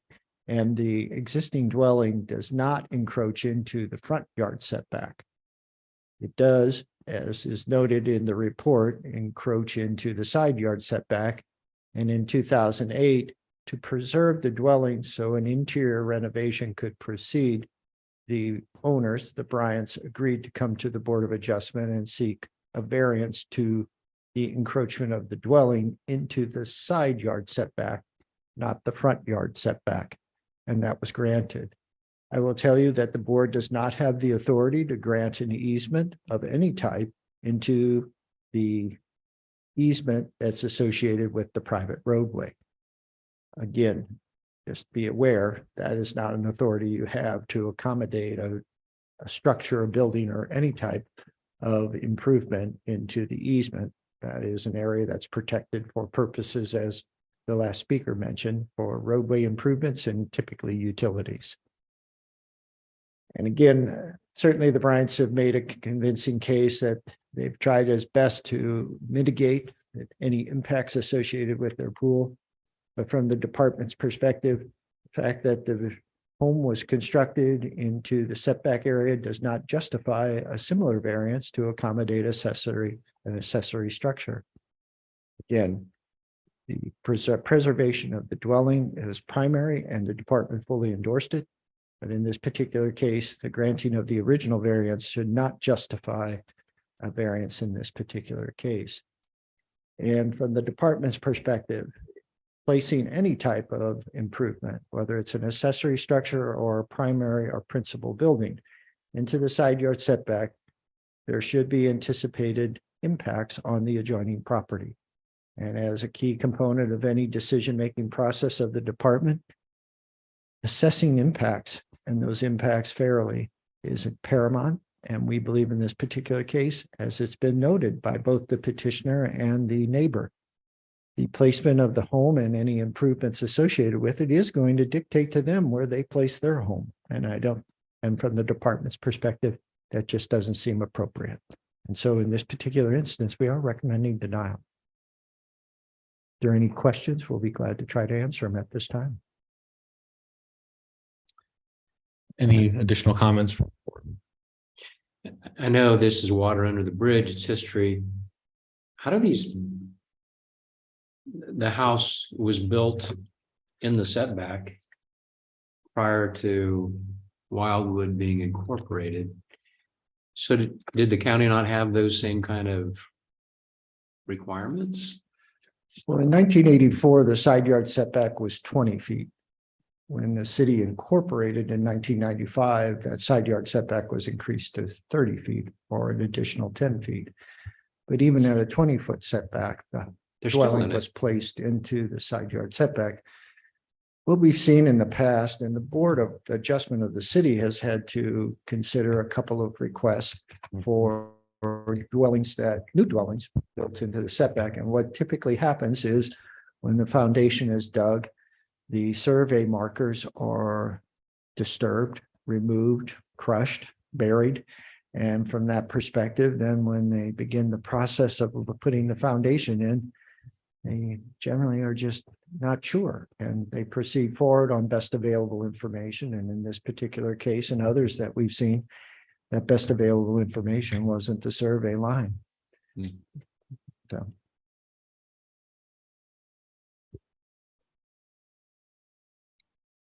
Any additional comments? To the best of your knowledge, is there any restriction on their ability to continue using the temporary above ground pool seasonally? And then I would have the same question for Mr. Young, just as a city code violation, or I know some HOAs have above ground pool restrictions, things like that. Well, the worst case scenario is that the department and the city attorney have different answers. So in this particular case, I think I preferred the city attorney to give his opinion. Feel free to defer, yes.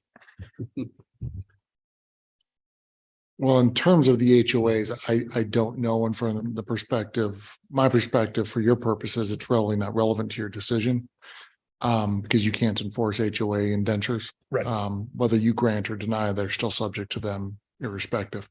In terms of the general concept of if they're operating a non-conforming use, which is, have it when it was permitted and then continues to be allowed, even though it's not compliant with the ordinances. So it was allowed when they installed it. The moment they take it down, you generally lose your non-conforming use status. And you no longer have that vested right. So if they've been taking it down and putting it back up, I think it unlikely that it would be a valid vested right. And Board Member Lux, I'll just kind of dovetail on what the city attorney just said. Definition in our zoning ordinance of a structure is the assemblage of materials for use or occupancy.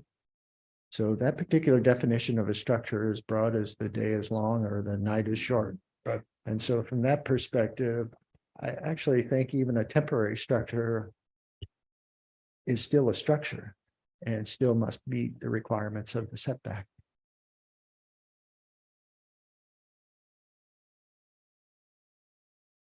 Because in our ordinance, as just a footnote, it doesn't define what temporary means. Right. Any final comments from the board? Thank you. Thank you, Director Munoz. Just want to verify one more time, Mr. Newberry, no other speakers. I appreciate that, Mr. Chair. No, sir. Okay. At this time, we will close the proceeding for a vote. Do I have a vote? I'm sorry, do I have a motion to approve, motion to deny, or a motion to approve with conditions? I'd like to make a motion. I'd like to make a motion that we deny. Thank you, Mr. Van Ness. Do we have a second on his motion to deny?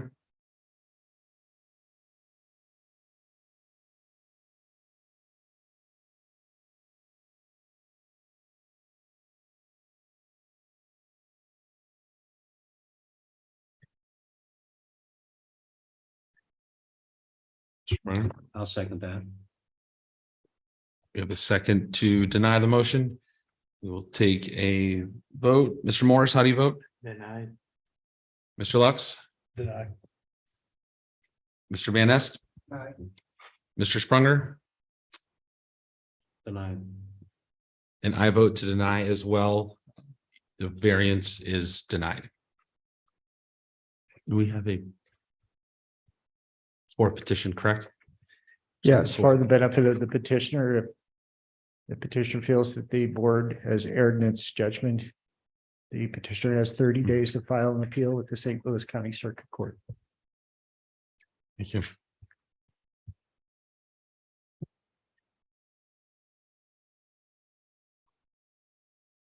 Go ahead with the fourth and I believe final petition. Is that correct, Director Munis? That's correct, Mr. Chair. The fourth and final item on tonight's board's agenda is BA 6-23 Donald Day, 16 Grand Meridian Forest Drive, Wildwood, Missouri, 63005, care of Steve Hall Contracting, 1016 Frisco Hollows Road, Imperial, Missouri, 63052. Requests an exception to the minimum yard requirements general for the purpose of constructing a new attached streetcar garage upon the property located at 16 Grand Meridian Forest Drive, locator number 20W 610104, Meridian subdivision, lot 16, which would authorize a western front yard setback distance of 15 feet in lieu of the 30-foot standard. This request is contrary to the requirements of chapter 415.090 NU non-urban resident district regulations of the city of Wildwood zoning ordinance and chapter 420 subdivision and development regulations of the city of Wildwood. Planned Residential Overlay District PRD Ordinance 631 approved by City Council on July 24th, 2001, and the approved record plat Book 350, pages 174 through 178 per Ordinance 824, adopted by the City of Council, Wildwood City Council on February 25th, 2002. This particular lot is located in Ward 3. And as with the three previous cases, before Ms. Keefe provides a slide presentation, the department would like to enter into the record the following items.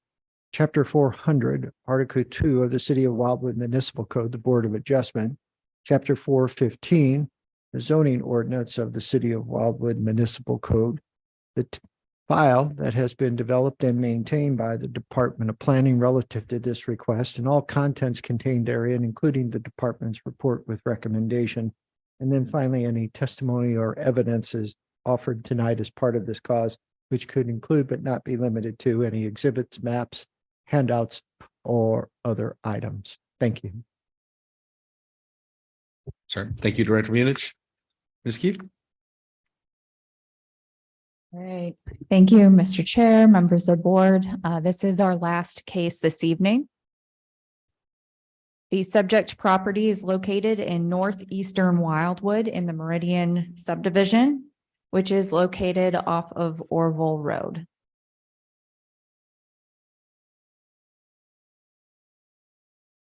The subject property currently contains a single-family dwelling upon it. The property is 1.42 acres in size. It is located in the non-urban residence district in a planned residential development overlay district approved by City of Wildwood City Council in 2001. For those who are not aware, a planned residential development overlay district consists of smaller lots clustered around large tracts of common ground area. So that is the general neighborhood pattern here. The subject property is at the intersection of Grand Meridian Forest Drive and Grand Meridian Court, both of which are privately maintained roadways that are 34 feet in width.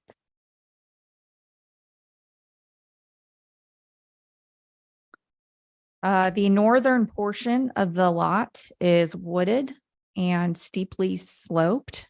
It is also a protected area of the lot. The southern portion of the lot is open turf area and gently sloped.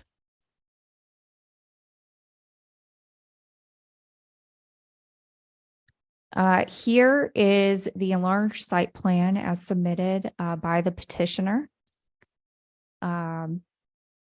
They are proposing an attached garage addition to their home. It is a 3-car garage, and it would be attached to an existing garage. This actually is like a small motor court area, actually, like a courtyard. And then this is existing garage here, I believe, and we'll actually see the floor plan in the next exhibit. But the proposed garage would be 16 feet away from the property line. Also, as noted, I added a note. There is a 30-foot utility easement within the property line to the 30-foot setback line here. So that is also part of this case as well. And it does serve a number of various utilities in the area. Here you see the proposed garage. And I guess you don't really see the rest of the house of the floor plan, but you can see the existing garage there. They are incorporating a safe room. And the petitioners have submitted elevations for your review as well from various perspectives. So we've got front elevation here. Oops. We'll get there. Let's see, right side elevation here. This is the rear. And this is the left side elevation. And it's this left side that is most impactful to Grand Meridian Forest Drive. The petitioner did submit a preliminary landscape plan and tree preservation plan with their application. This was after it was posted to the online agenda, so I have included this plan in your packets this evening. There is a maple tree, 13 inches in diameter, that will be impacted by the proposed addition. And possibly also a 6-inch in diameter existing pine, but they are looking to save it. And if they can't save it, they will replace it. There's just, I think they're incorporating a few spruces in here as well. This is the front of the residence looking northeast. And you can see that it is surrounded by those 2 private roadways. This is the location of the proposed garage. And this is that maple tree that will be removed.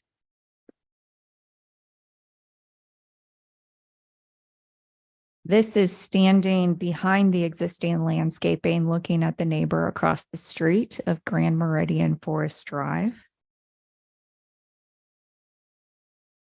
And this is looking from the neighbor's perspective at the current proposed location of the improvement.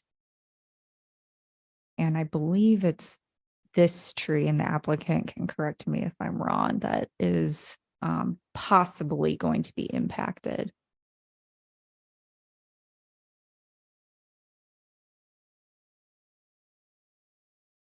This is looking at Grand Meridian Forest Drive. We're looking southwest. This gives you the perspective of the neighboring property across the street from the location of the proposed improvement.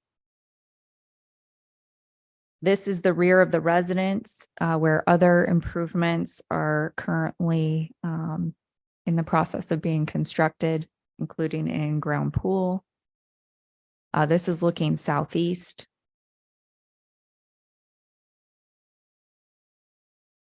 This is east. Again, this is the rear yard of the property. And sorry, we are taking these pictures. We're standing on Grand Meridian Forest Drive. This is looking east at Grand Meridian Court.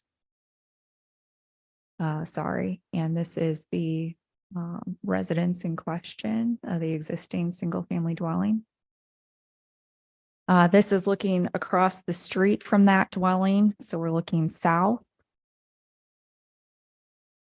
And this is Grand Meridian Court again.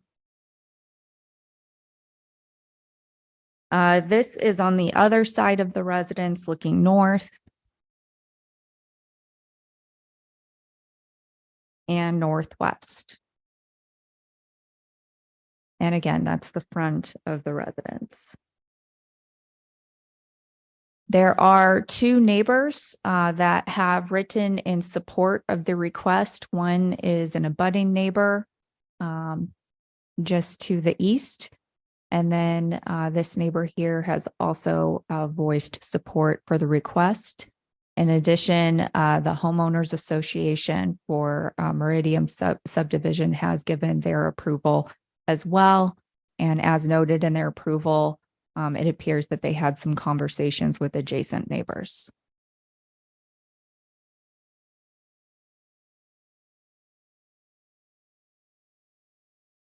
And I believe that's my last slide.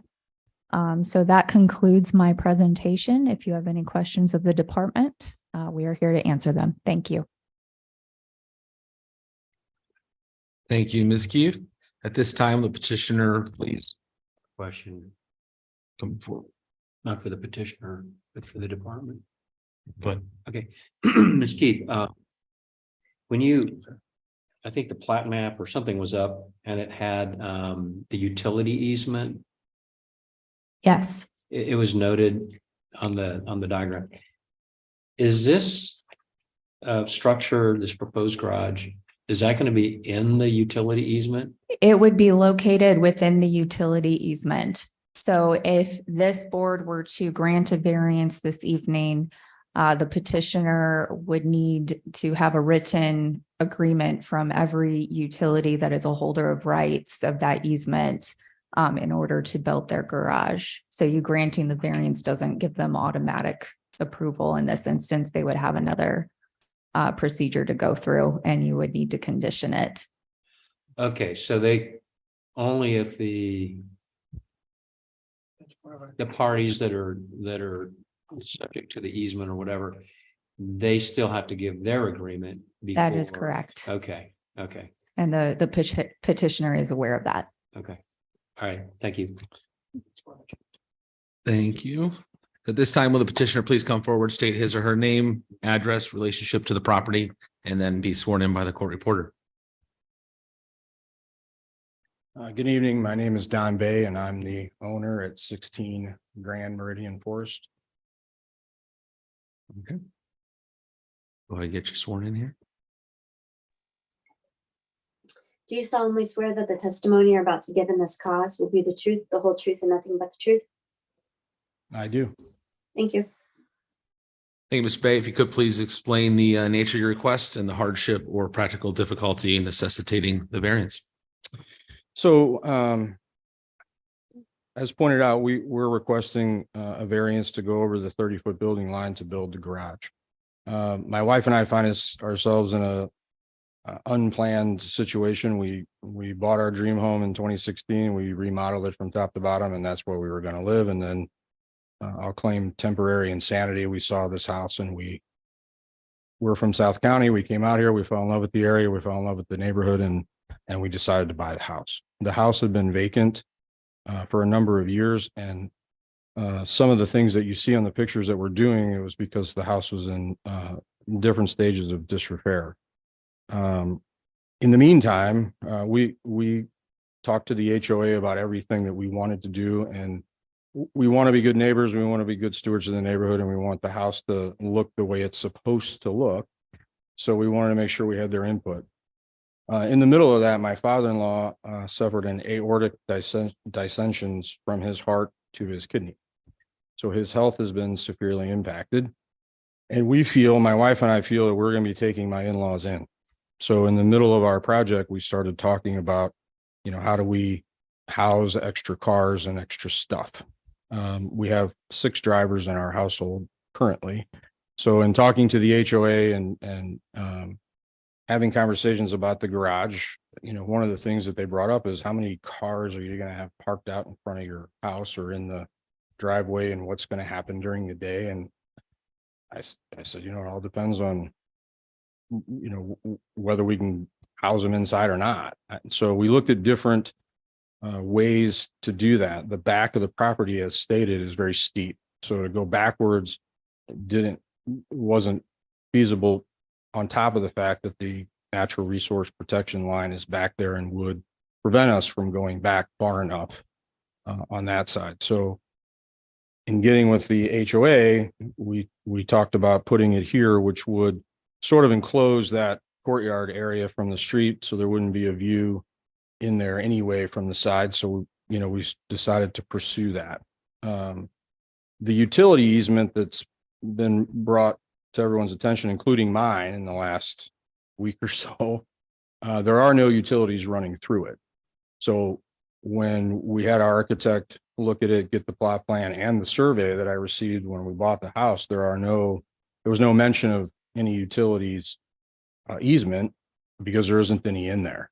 So in my previous house, we had to do something similar with the utility company. So I'm familiar with what we need to do, but it's important to note there aren't any utilities running in there. So I feel like if we have the board's approval, that we should be able to proceed and hopefully get the utility company's approval as well. So what we're trying to do is add indoor parking, because we find ourselves in the unfortunate situation that we may be taking our in-laws in. And I still have not grown, but I have 4 children that are driving that are still with us. So, we're going to have a lot of vehicles in and out of the property.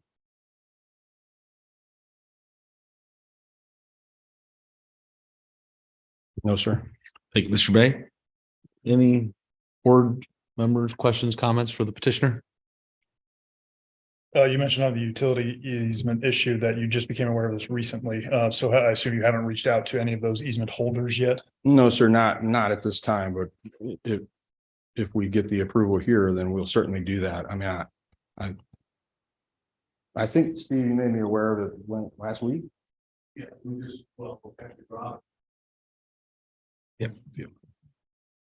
So yes, in the last week or so, we found out about it. But the important thing to note is, there aren't any utilities that we would be disturbing or sitting on top of. Yeah, well, the main reason I bring it up, just so that you're aware mostly, is that if we did grant the variance, it would be 6 months before it would expire. So do you think or anticipate that 6 months would be enough time to go and collect permission from those easements? Because you might want to consider maybe deferring this until you're a little closer, just to make sure that your easement, or your variance rather, doesn't run out on you. And that would be just something I'd bring up for, full disclosure purposes. I would say to that, I don't know the exact answer to that question. My experience with MSD at our old house, and I had to get permission to go through their easement, it took about 3 days. So Okay. when I got a hold of the right person, submit your plot plan, draw what you're doing. And, so I can't speak for the other utilities, but I believe my contractor has some experience. Okay, So so I I think, want to make sure you're comfortable with the time frame. yes, sir, I think we are. Any other questions, comments for the petitioner? Can't believe you drove in that backyard. I can't either. I can't believe that I'm tearing up the whole house, but I am. So That was a display house. I've been through that house many times. have you? Yeah. So, it was supposed to be, I could live here the way it is, and now we are in the middle. Yeah, so. Mr. Newberry, could you pull up the satellite aerial photo? I'm curious as to where 17 Grand Meridian Forest Drive is. Is that 17 there? Do you know, Mr. Bay? I'm not. I will take your word for it. I believe that is. I don't know. I believe that's correct. So. Which is. This is 17, we believe. Yes, sir. So, as I mentioned, as soon as we moved in, we wanted to inform the HOA and everybody else what our plans were with the backyard and putting the pool in and the other things that we're doing. Along the way, we found other things that had to be repaired. So again, we've discussed those things with the HOA. So one of the neighbors is here tonight. Who I don't know what his address is, but he lives at the other house across the street. Yes, or that one. So I tried to contact the person at 17. This Correct. He's not there. He's gone for the winter. So tried to make an attempt. I sent him an email after gaining that knowledge, and he did respond one time that said, I'm going to sell my house soon. We're going to be home sometime later in the spring, and then we're going to put the house up for sale. And he said, I'm going to talk to my realtor. I'll get back to you. But he never did. So, the other person across the street, what I've seen is he's elderly and he has caretakers in and out. So I didn't go over there to. I think it's fitting. You were here earlier this evening when we found a mysterious neighbor that popped up, and that was just my question on 17 is just they seem to be the most impacted by this because obviously as they pull out of their driveway there. I guess the comment I would have about that, and I did not speak with him on the phone, just via email. His statement was, and what I've been told by other members of the subdivision is he's planning on moving. So, but you have made attempts, and that's yes, sir.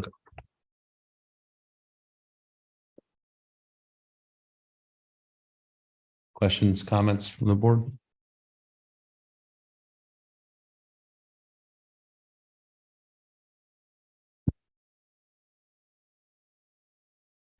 Anything else you'd like to add, Mr. Ray? No, sir. Thank you very much. Thank you.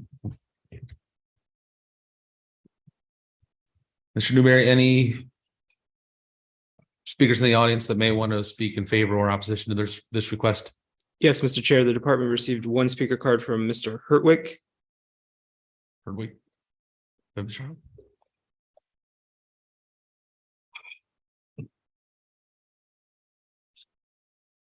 Please state your name, address, and relationship to this property.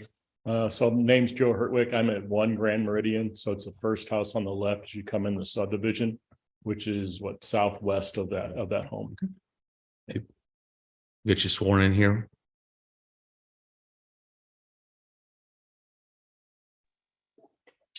Do you solemnly swear that the testimony you're about to give in this cause will be the truth, the whole truth, and nothing but the truth? I do. Thank you. Good. So I wanted to come and talk on behalf of as a neighbor that's close to this house.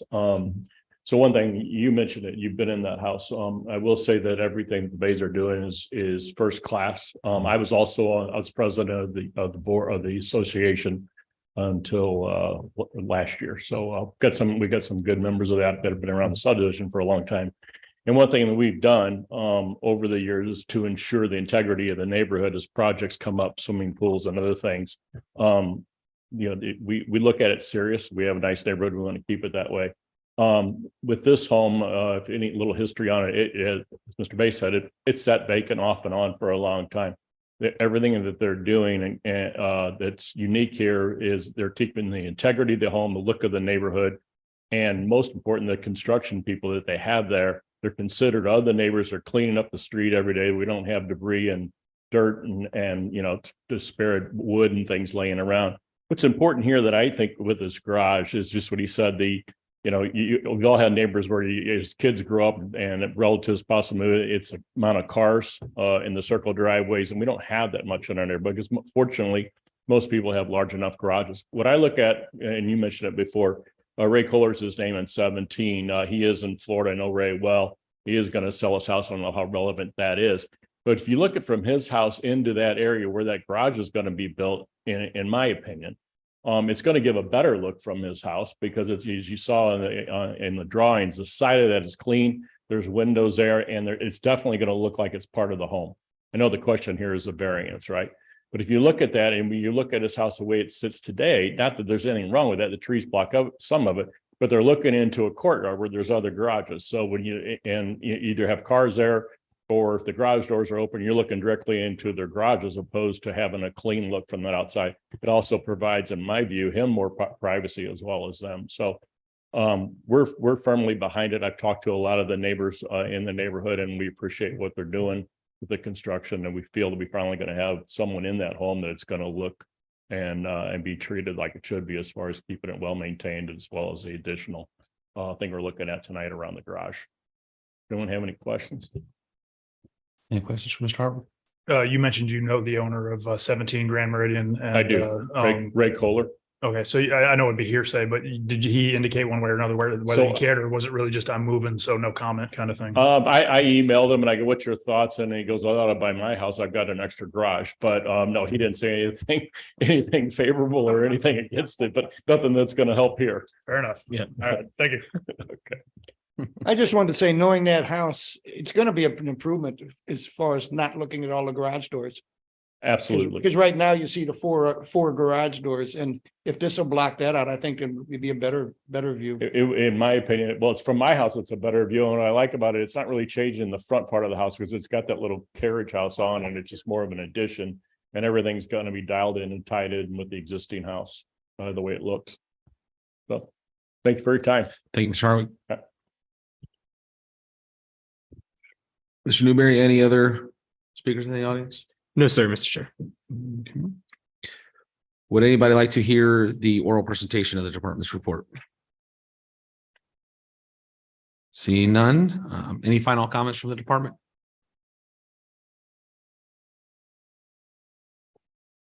All right, Mr. Chair, members of the board.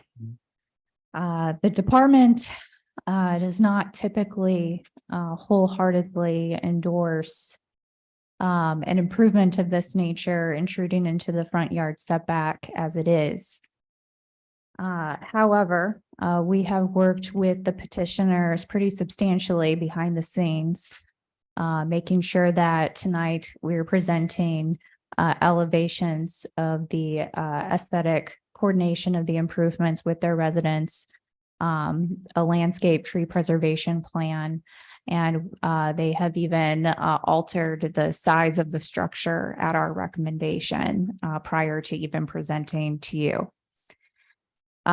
Given that they do have natural resource protection area behind their home, and there's no other alternative placements on the property for such a structure, and given that they do have approval from the homeowners association and nearby residents, the department is recommending approval with some conditions this evening. And obviously, one of those conditions is having the written agreement from all the holders of rights to that utility easement.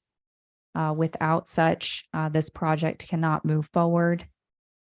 There is hesitation to recommend approval without at least conditioning that the department receive evidence that neighbor at 17 Grand Meridian Forest Drive has been contacted multiple times and has not offered comment, because obviously they would be the most affected by this improvement. Additionally, the department would like some additional approval discretion over the final landscape and tree preservation plan as presented by the petitioner as part of the department zoning authorization process. But with that said, we are supporting this variance request this evening. Thank you.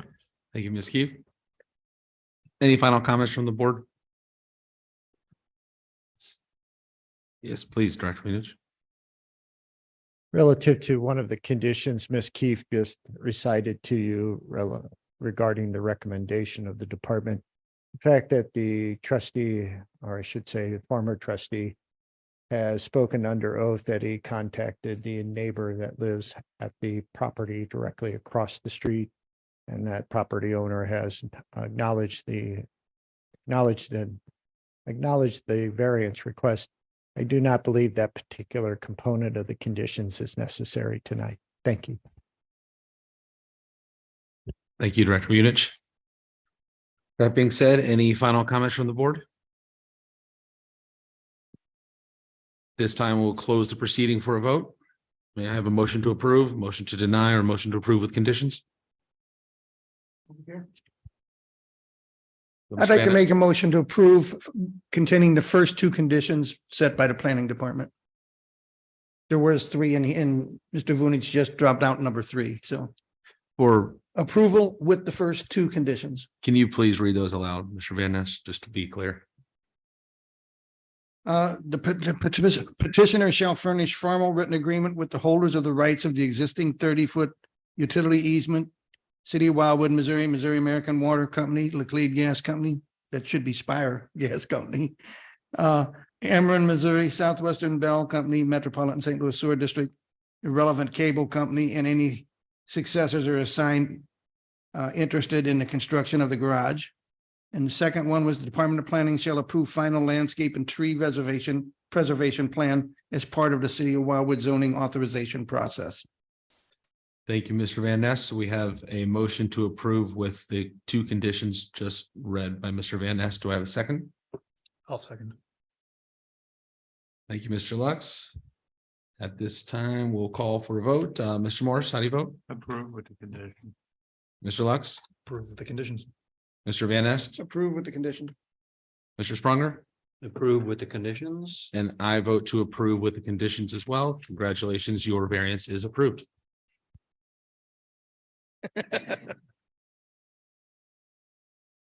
Thank you.